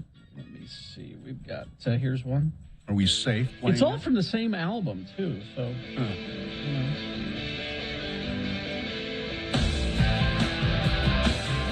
This is Waking Up. No idea. No. Not. Here's Stutter. Oh, this will be good. She's a good guitar player. I like that.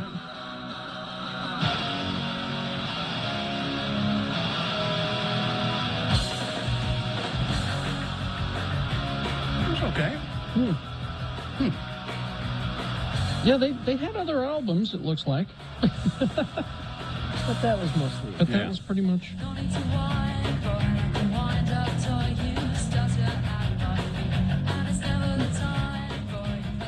Yeah. Anyway. On another note, I received this email on the 30th of November. Is it? Well, I think it's an email of, yeah. Do you? I think it is one of those kinds of emails. All right. It will bring up a topic for debate. Emails of interest. This says, Bill, the following just hit me wrong. Ooh. What is this person saying? Okay. Is he more worried about wealth than the current state of economies? Cost of raising a family? Ignores women and their decision on reproductive rights? I receive occasional newsletters from him through Indeed, whatever that is. I mostly ignore him, but this just hit me wrong. What he's talking about is this column that says, we need more kids.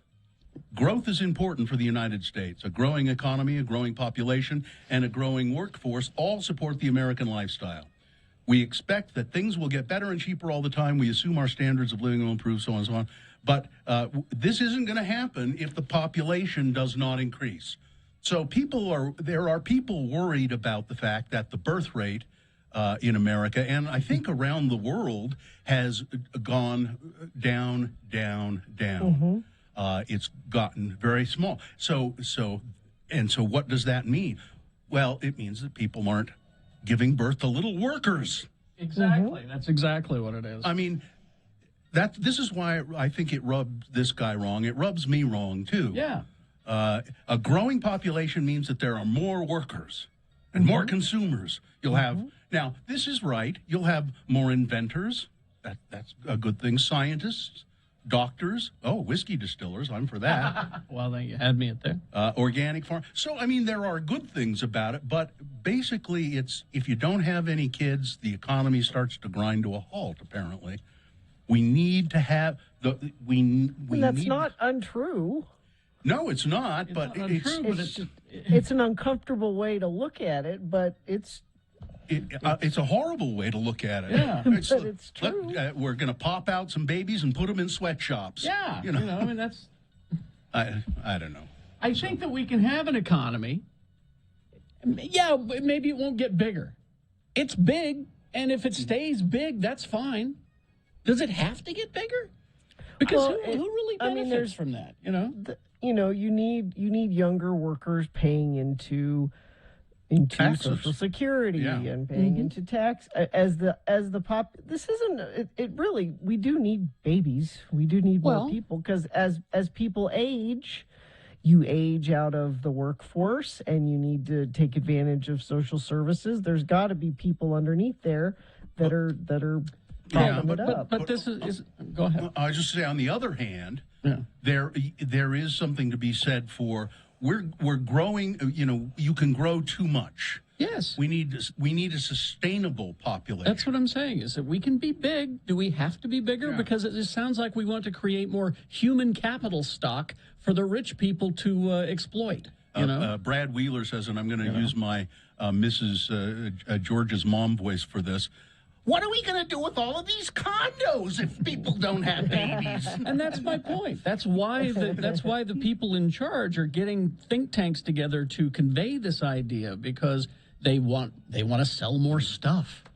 They sell a lot of stuff, but they're not happy with a lot. They want to sell a lot more stuff. There was a big push for years. Remember zero population growth? Yes. And people thought that would never. So what that theory was saying is, let's get to net zero, so that we don't shrink, but we don't get bigger. And it sort of has worked. See, I think we can be a big functioning society. Do we have to be constantly getting bigger? Because we're going to run out of stuff. I think we're big enough. We're going to run out of water. We're going to run out of places. We're going to run out of things. Just resources, not factory-produced goods, natural resources. And it's all driven by greed. It's all driven by rich people.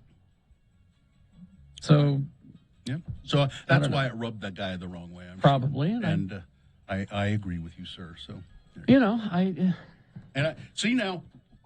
We kind of bummed people out. Did we bum people out? Of course we did. That's what we do. Email of interest. Here, let me save the segment. I'll save it via a proper morning show way to save that segment. Okay. There we go. Awesome. Yeah. There we go. Yeah. That's how you save a serious segment on a morning show. Yeah. You did it, Gary. Thanks. Thank you. I'm sure I'll get points for that today, too. You will. All right. Let's take a break. We'll be back with boner fights. We got a reasonable amount of news coming up. We're going to tell you more about how you can help with the road home, with the road to the road home, and where we'll be broadcasting from and all those locations, all of that stuff coming up. Stand by for all that good news. Brooklinen.com is the website.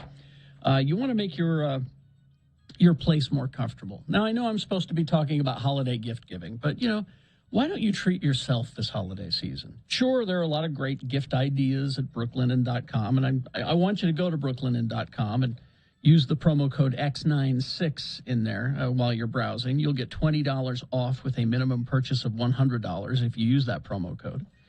Yeah, great ideas for gift giving all over that website. But you know what? I think that you need to treat yourself. And let's be honest, if you rely on other people to get the gifts that you want, you're probably not going to get what you want. That's why you should probably go there and get yourself, the bathrobe. Love the Brooklinen bathrobe. Nice, huh?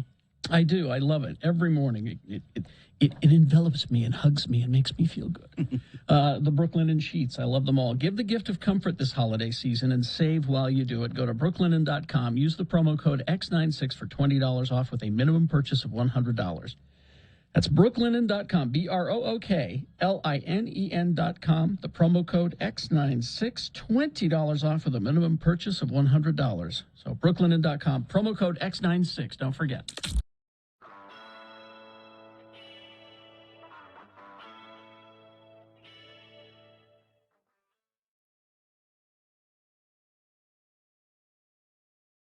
Recently on the Rachel Ray Show, she was promoting her new fragrance, which she calls Fancy. It's $85. She sprayed some in the air and then started naming all the benefits. The main one was that it allows you to fart and nobody can smell it. That's a selling point? That's what she said. She said if you're in an elevator and you're wearing this perfume.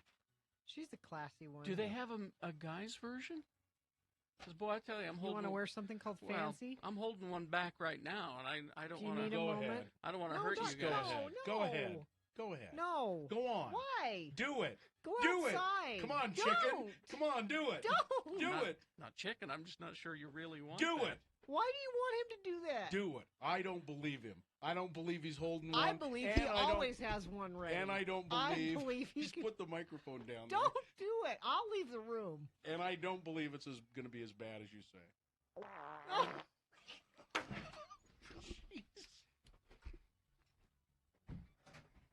What, you weren't serious? That's the lowest we have ever sung on the radio. And I didn't even go all the way. Oh, man. There's more. That's dangerous. Yeah, he did. I made him. I made him. You know how I am with peer pressure. Here, Carrie, have a drink. Here, Carrie, fart. You know, pull my finger. Listen, it started when I was a kid.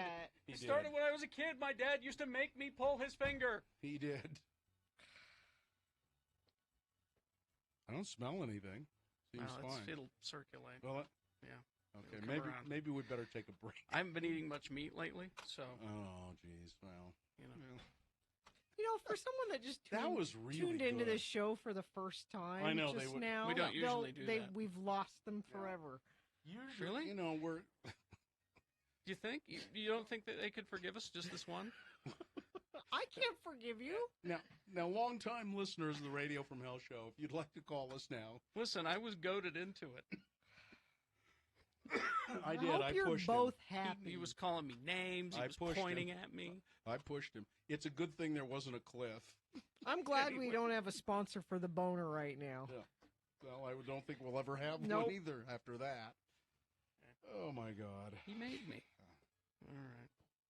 Uh-oh. Weather? Somebody just texted and says, well, that's why you guys have a new three-year contract. And Sue just texted in, I am so proud to be your wife Your right bags now. are on the porch. I also just got a texter that says, I can smell it from here. It really is bad. Is it? Well, I've been holding it all morning. I haven't had a chance to leave. I know what that's like. I figured I'd be fine until, at 10. Yeah. It really started to kink up, and then you talked about that perfume. Oh, God, I can't believe you did that. Now, listen, how do you guys know it wasn't just a recording of a fart? It wasn't. He put the Shut microphone up. down. Shut up. It could have just been a recording of a fart. No. You don't know. You don't, but I'm here to tell you it was. Well, see, these guys are selling it. You know, they're acting. Nope. That was real. Oh, man. Great. Oh, wait a minute. Huh? Wait a minute. Oh. Don't. Yeah, it was real. Told you. Yeah. I thought you were going to do it No. too. All right. I don't have one, or I might. Is it like yawning? It just, once somebody does it, No. everybody It's just contagious. No. just I jumps got. in and... No. Okay. All right.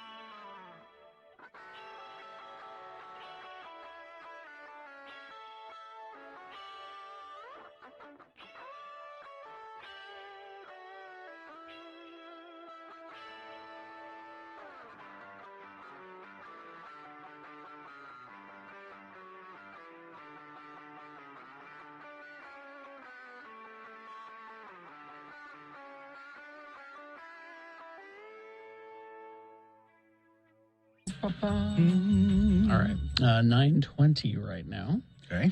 And it is, let's see. Everybody good? Yeah. Gina? No. Not good. Holding up okay? I'm not good. I don't know why you don't go ahead and have a hot toddy. Serious? What I need is a nap, and there will be no time for naps today. Not today, no. Yeah. Well, I got news. You got news? Yeah. A reasonable amount? Yes. All right. Well, we do have Boner Fight coming up here in about 7 minutes. So before that, a reasonable amount of news brought to you by. Choosing a Medicare plan is challenging. With Advantage U, you get affordable coverage and benefits designed by local healthcare professionals with a network of doctors and hospitals you know and trust. Choose Advantage U. Enroll today at AdvantageUMedicare.com. Tragedy. Another tragedy. Another one? One of a kind. An original. He will be missed. Dave Draper has passed. Who's Dave Draper? Dave Draper. Oh, I saw this one actually. Yeah. He was 79 years old. Mm-hmm. One of the most legendary figures in the history of bodybuilding. And a friend of Arnold Schwarzenegger. And he says Arnold says he's just torn up over the news. Aw. Is he in that movie, the Pumping Iron movie with him? I don't know. You go to x96.com/live, you can see pictures of him in the old days and current, reasonably current, I would think. Even as an older man, he kept his physique, didn't he? Yeah. Calm down, Gina. That movie, Pumping Iron, is good, and there's another movie that was made, I think at the same time, it's called Stay Hungry, and it's got Arnold Schwarzenegger in it. His first acting role. Pumping Iron is a documentary. Stay Hungry, Arnold Schwarzenegger is acting, sort of. He plays a bodybuilder named Arnold Schwarzenegger. But it's Sally Field, and I can't remember. Is it Jeff Bridges? Really? Yeah. Oh, no, he was in, Schwarzenegger was in those Hercules movies. This is before that. Hercules in New York is what it was. Look up Stay Hungry, Gina. Who was in that? Jeff Bridges. Yeah, Jeff Bridges and Sally Robert Fields. Englund. Oh, really? Oh, so, yeah. Freddie. Okay, anyway, Dave Draper. He's gone. Scatman Crothers is in it. Wow. Fanny Flagg is. See this, check to see if Hercules in New York was before this, because this was in. Let's see what year. This was 1976. Okay, be close. I think it's his first movie. Hercules in New York is interesting because It is 1969. So it's before. Yeah, because he plays Hercules, and they overdub his voice because his accent was off-putting. They said. And Chris Cuomo says being suspended by CNN hurts.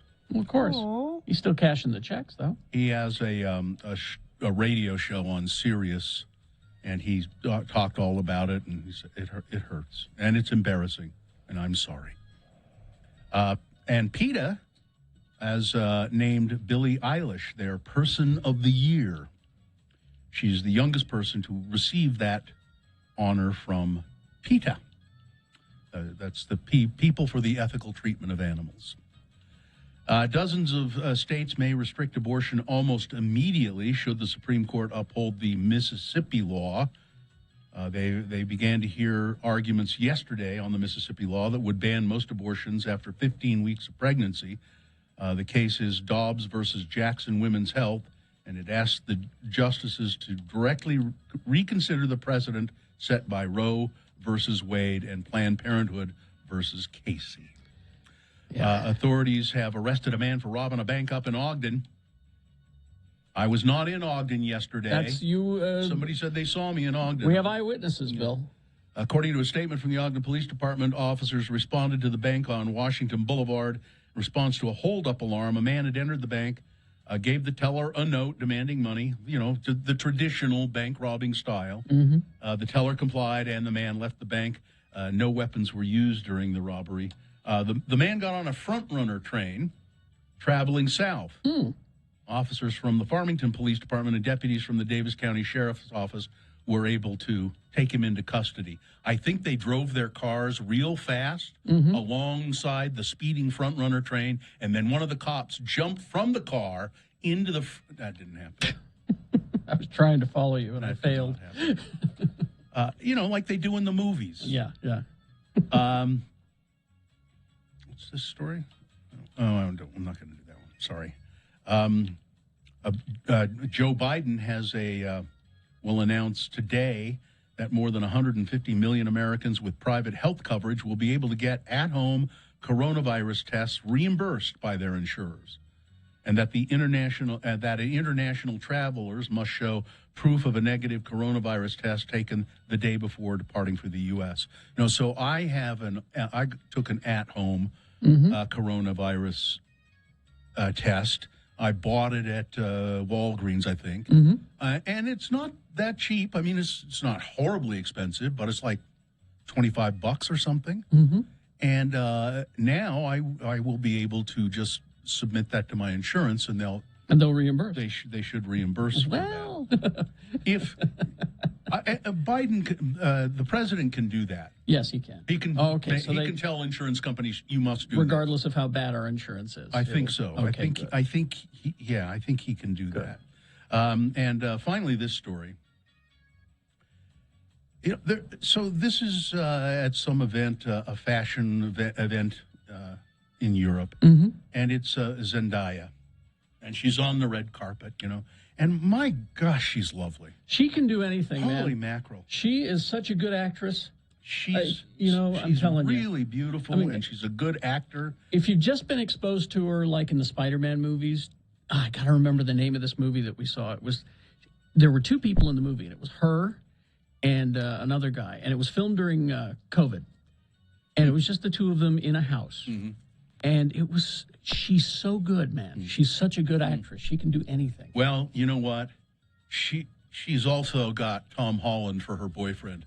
Now, is that official? Yes, it shows them together on the red carpet. She's beaming, he's beaming, but they're in the same movie, so yeah. But they're.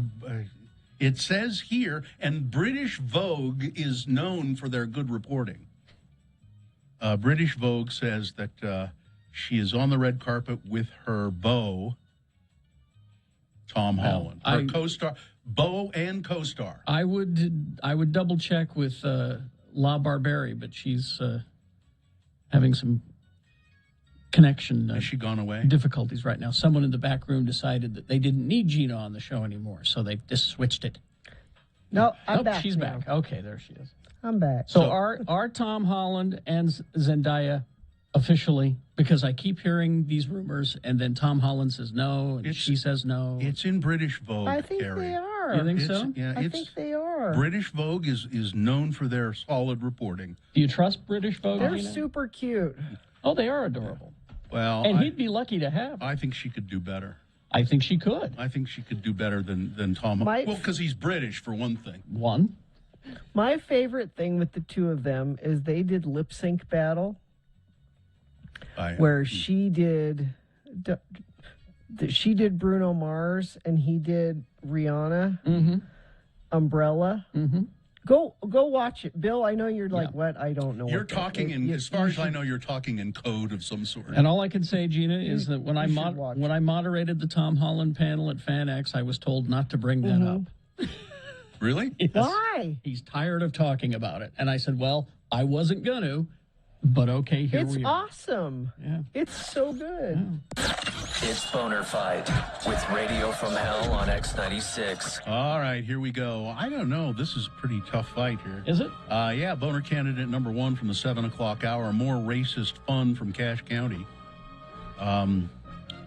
Offensive Halloween costumes at Skyview High School. One student showed up as a basketball player, dressed as a basketball player at school, but with blackface. And then another student showed up in a KKK robe for his costume. Classy. Yeah. That's number 1. Parents need to be educated. Number 2, are all of those reality show people scum?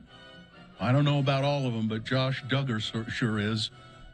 Prosecutors say Mr. Duggar used the internet to download explicit material showing sexual abuse of children. He faces up to 40 years in prison. That's number 2. You've got to decide of these two candidates, which one is the worst, which one should be Boner of the day for today. 1 or 2, remember your candidate number, the one that you think should win. Put that single digit in the message of a text, then text that to 33986. It's one way to vote. Easiest way to vote, really, these days, is via text. You can go online at x96.com, look for the box that says Boner Fight December 2, 2021. Vote there. You probably won't see the box right away. Refresh your internet browser. All right, it'll show up. But you could call. We only have one phone line because, 877-602-9696. So it's busy. Try again. Katie will take your vote in the producer's booth. You have only 4 minutes, and this is Boner of the Day. Let's go. The music.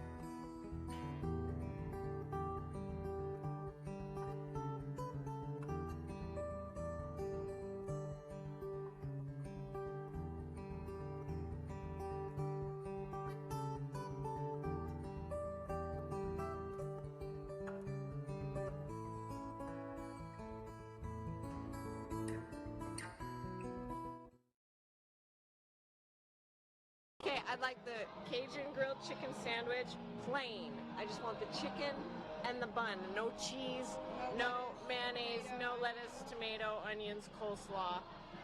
And can I get onion rings instead of fries? Yeah. And can I get bacon on that? Bacon? Did you want to do the chicken club instead of the Cajun chicken? No, you don't understand. What was your name again? Kristen. Kristen, you see, this is not a radio bit. You need to know that this is the way she really is, and no one believes us. Okay. So we thought if we got it on tape, people would finally believe it. All right. Did you want the Cajun seasoning? Yes. Yes. And I would like the spicy Cajun mustard mayonnaise on the side. Name on the side. Don't put it on the sandwich. No, I won't. No, trust me, I won't. Thank you. And the cheese? No cheese. No cheese. No at all. cheese. No, just chicken. All right. chicken bacon bun. Onion And again, we're not trying to be difficult just for the radio. This is real. All right. Thank you. I'm so very sorry. That's all right. Don't sorry. I would like to say I've had worse, but that's probably the worst. And how long have you worked here? Here, 6 months, but Dealing with tourists every day and their weird ordering habits, this is the worst. I want it on record, ladies and gentlemen. It's from an official professional waitress. I'm the worst. And again, this is no exaggeration. Congratulations, Gina. Congratulations. You've earned your spot in the Hard Rock Hall of Fame. She's here to get married, by the way.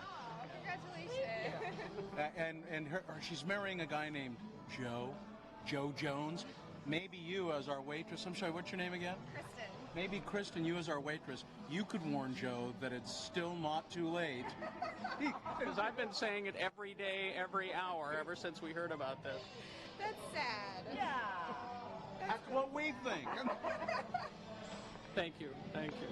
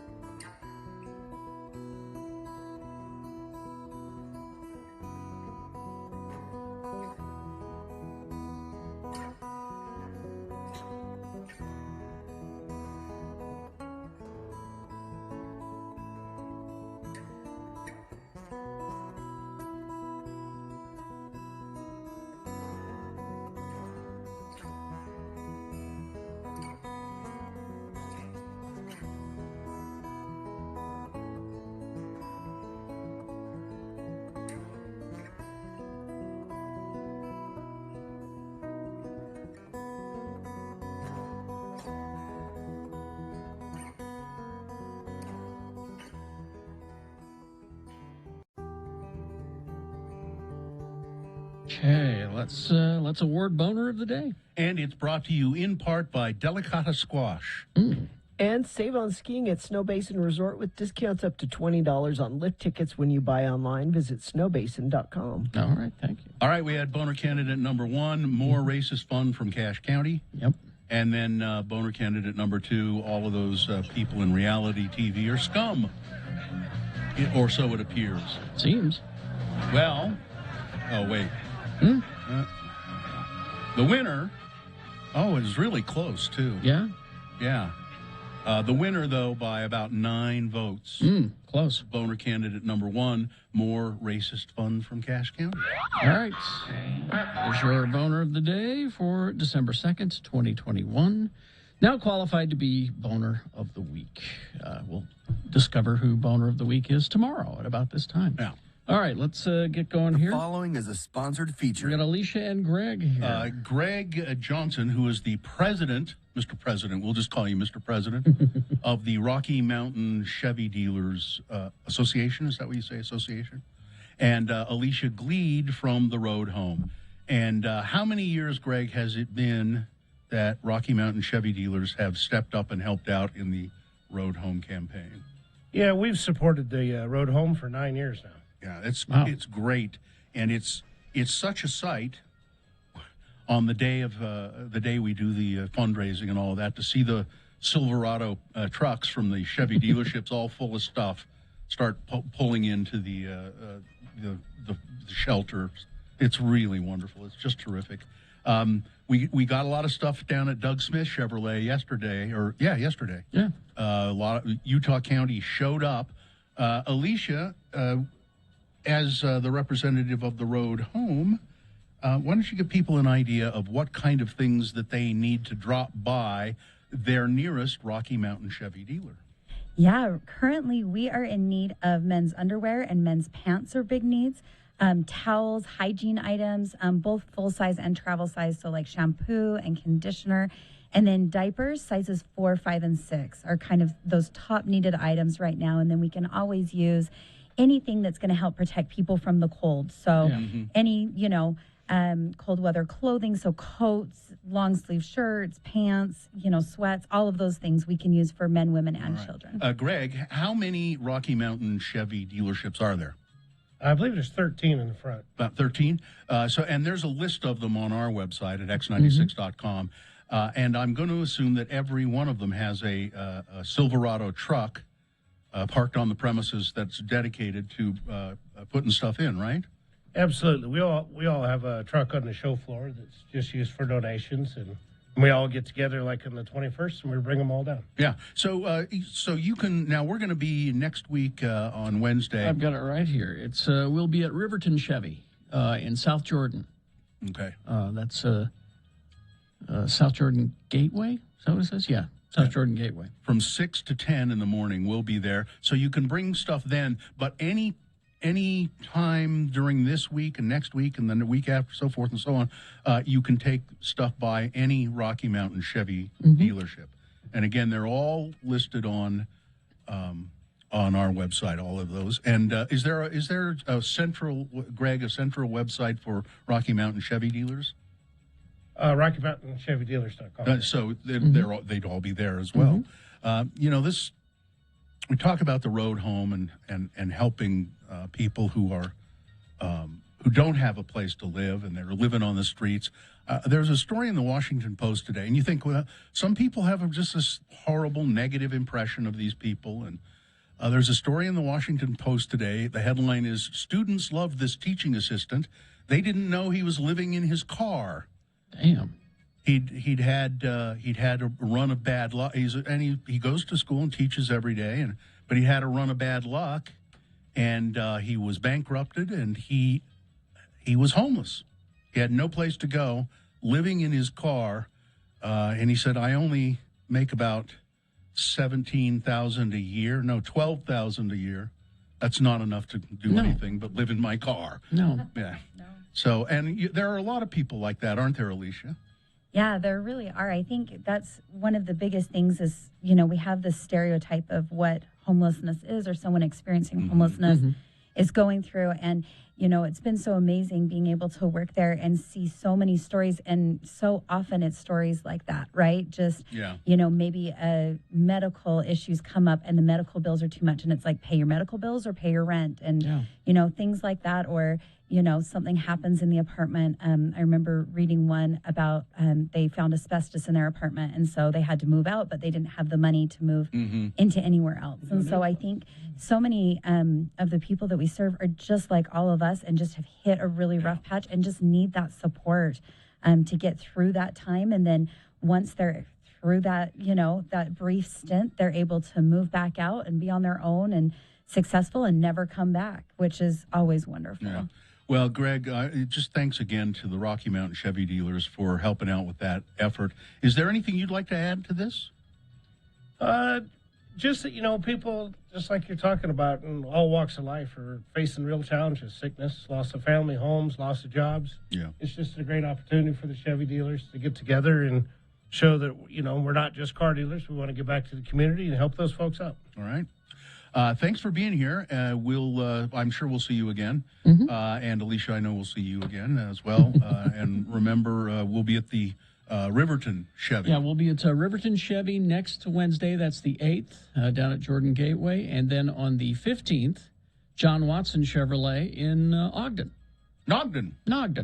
My hometown. Up on Wall Avenue.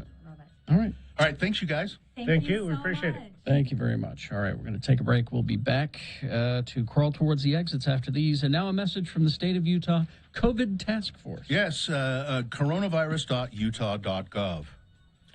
Go there, and I want to talk to parents if I could. Go ahead. Please do. Please get your kids vaccinated. Now, I understand if you have questions, concerns, worries. I do too, with anything that happens with my kids. A lot of your questions can be answered at coronavirus.utah.gov. There's a frequently asked questions section specifically about kids that you can go look at. I would also tell you to talk to your kid's pediatrician about whether getting the vaccine is right for them. I think you'll feel better about it after you do those two things. Yeah. Coronavirus.utah.gov is where you want to go. There's all kinds of information there. Information for pregnant women, for instance. There's even, it's a very frank website as well. It talks about things and tries to allay your fears, and I think does a really good job of it. So go to coronavirus.utah.gov.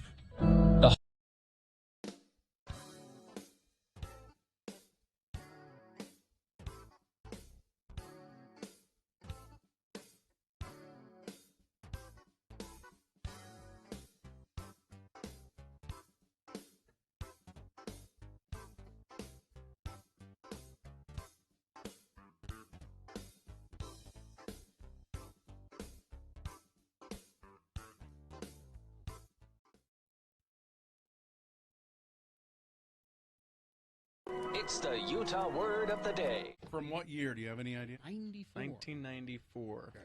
Let's see. Here we go. Today, we examine another group of words used by most Utahns called L words, or words that end in ELL. Oh, yeah. And to help you with today's lesson, each time an L word is used in the following dialogue, a bell will sound.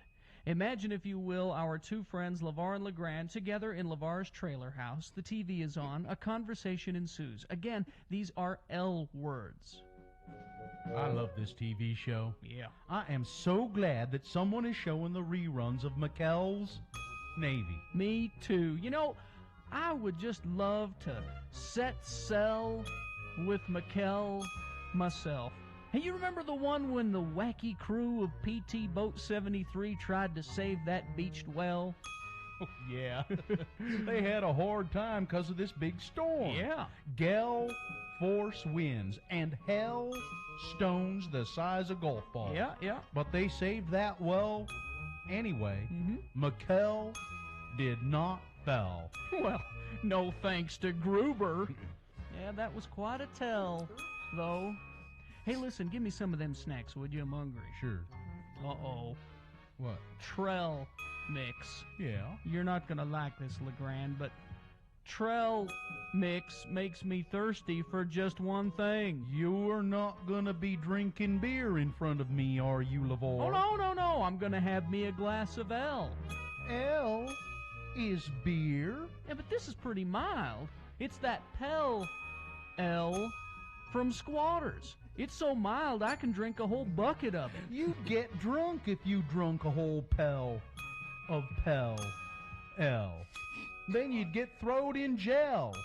And I'd have to bail you out. Oh, hey, looky here what I got in the mail. It's a flyer from Deseret Book. It says here that Dan Quell is coming to town to sign copies of his new book. Boy, the liberals sure rode Bush and Quell out of Washington on a rel. Sure did. They fought tooth and nail, but it wasn't enough. Hey, I hear that this new book of his really lifts the veil of secrecy about Washington life and what really went on. You know, I'd like to see him. What Deseret Book is he at? Well, the one by that big jewelry store. Big jewelry store. You mean Morgan's Jewelers? Nope. Zell's. There you go. That's back when we had this theory that we would beat you over the head with comedy. You know, the way to get you to laugh was to beat you over the head with comedy. Why didn't we ever learn to edit? I don't know. That's what I want to know. Also, now, you were shouting, this sucks. I got to tell you, though, out of all of the Utah Word of the Days, that was the best one. It was one of the, Really? Yeah. That was one of the better ones. In my opinion, I think that was the best one. Whenever someone says, what's the quintessential episode, I say that one. I still like Lard Dorothy. That's a gorgeous orange. I like talking to the manager of the store about the manger scene. Yeah. The creche, you know, the manger scene. The manger. I need to speak to the manger about the manger scene. God. Beat you over the head is right. Even I was getting bored. Sorry, folks. Yeah, that's why we don't do sketches anymore, all right? Anyway.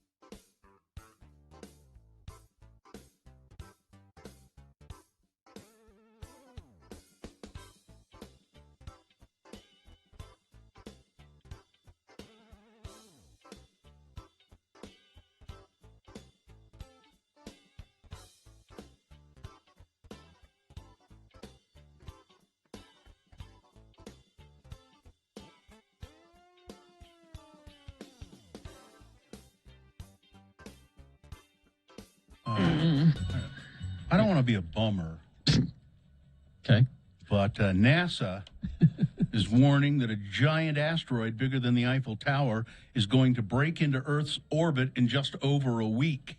The 1,082-foot space rock is heading our way and should skim past us on December 11th.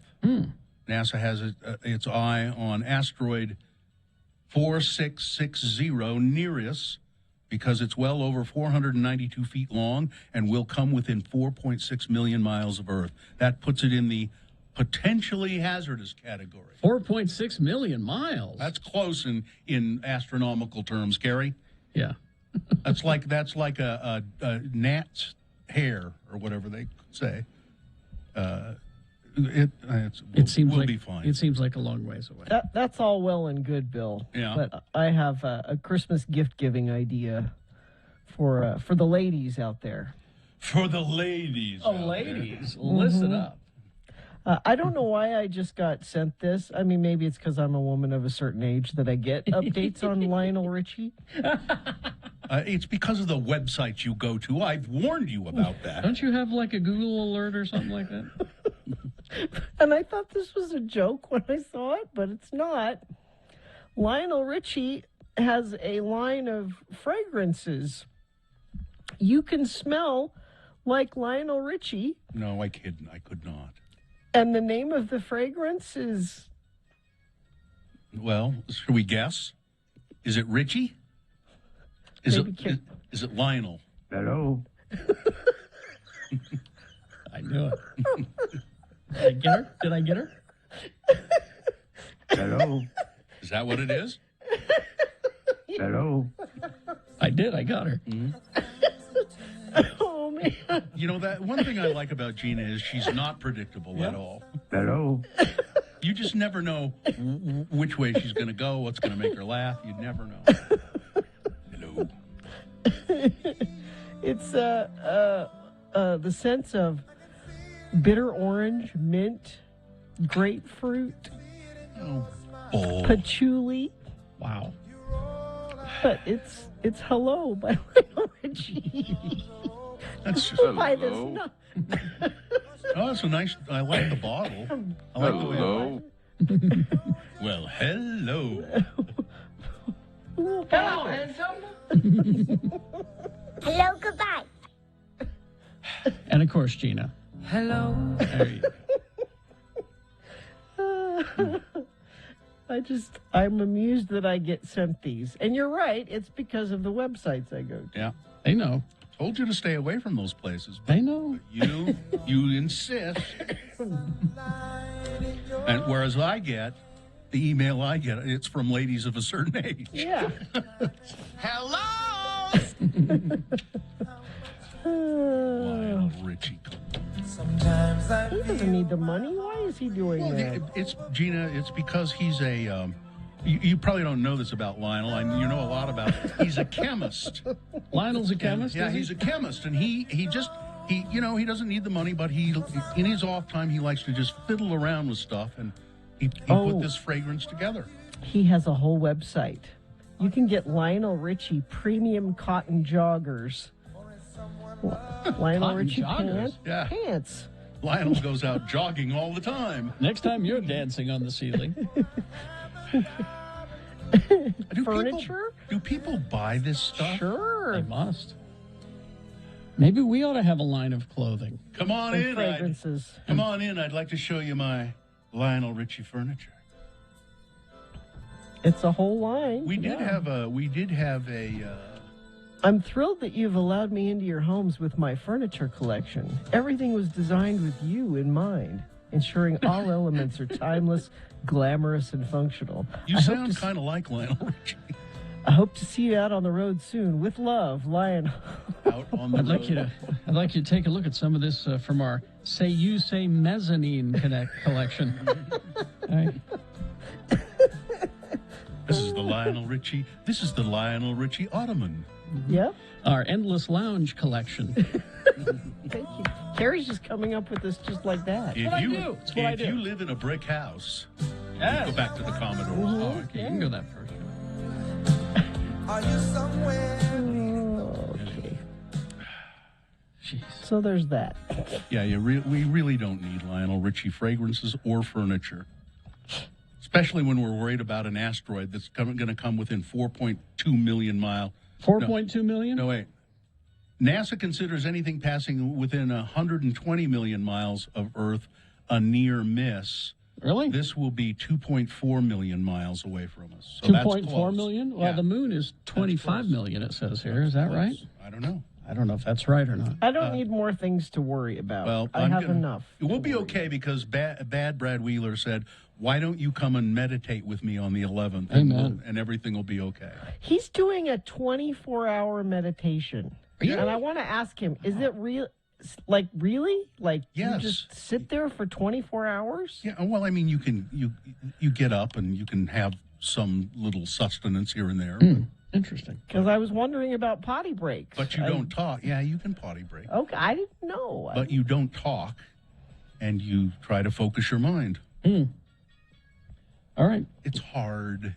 Well, let's do the promo and That's why I don't go anymore. get out of here.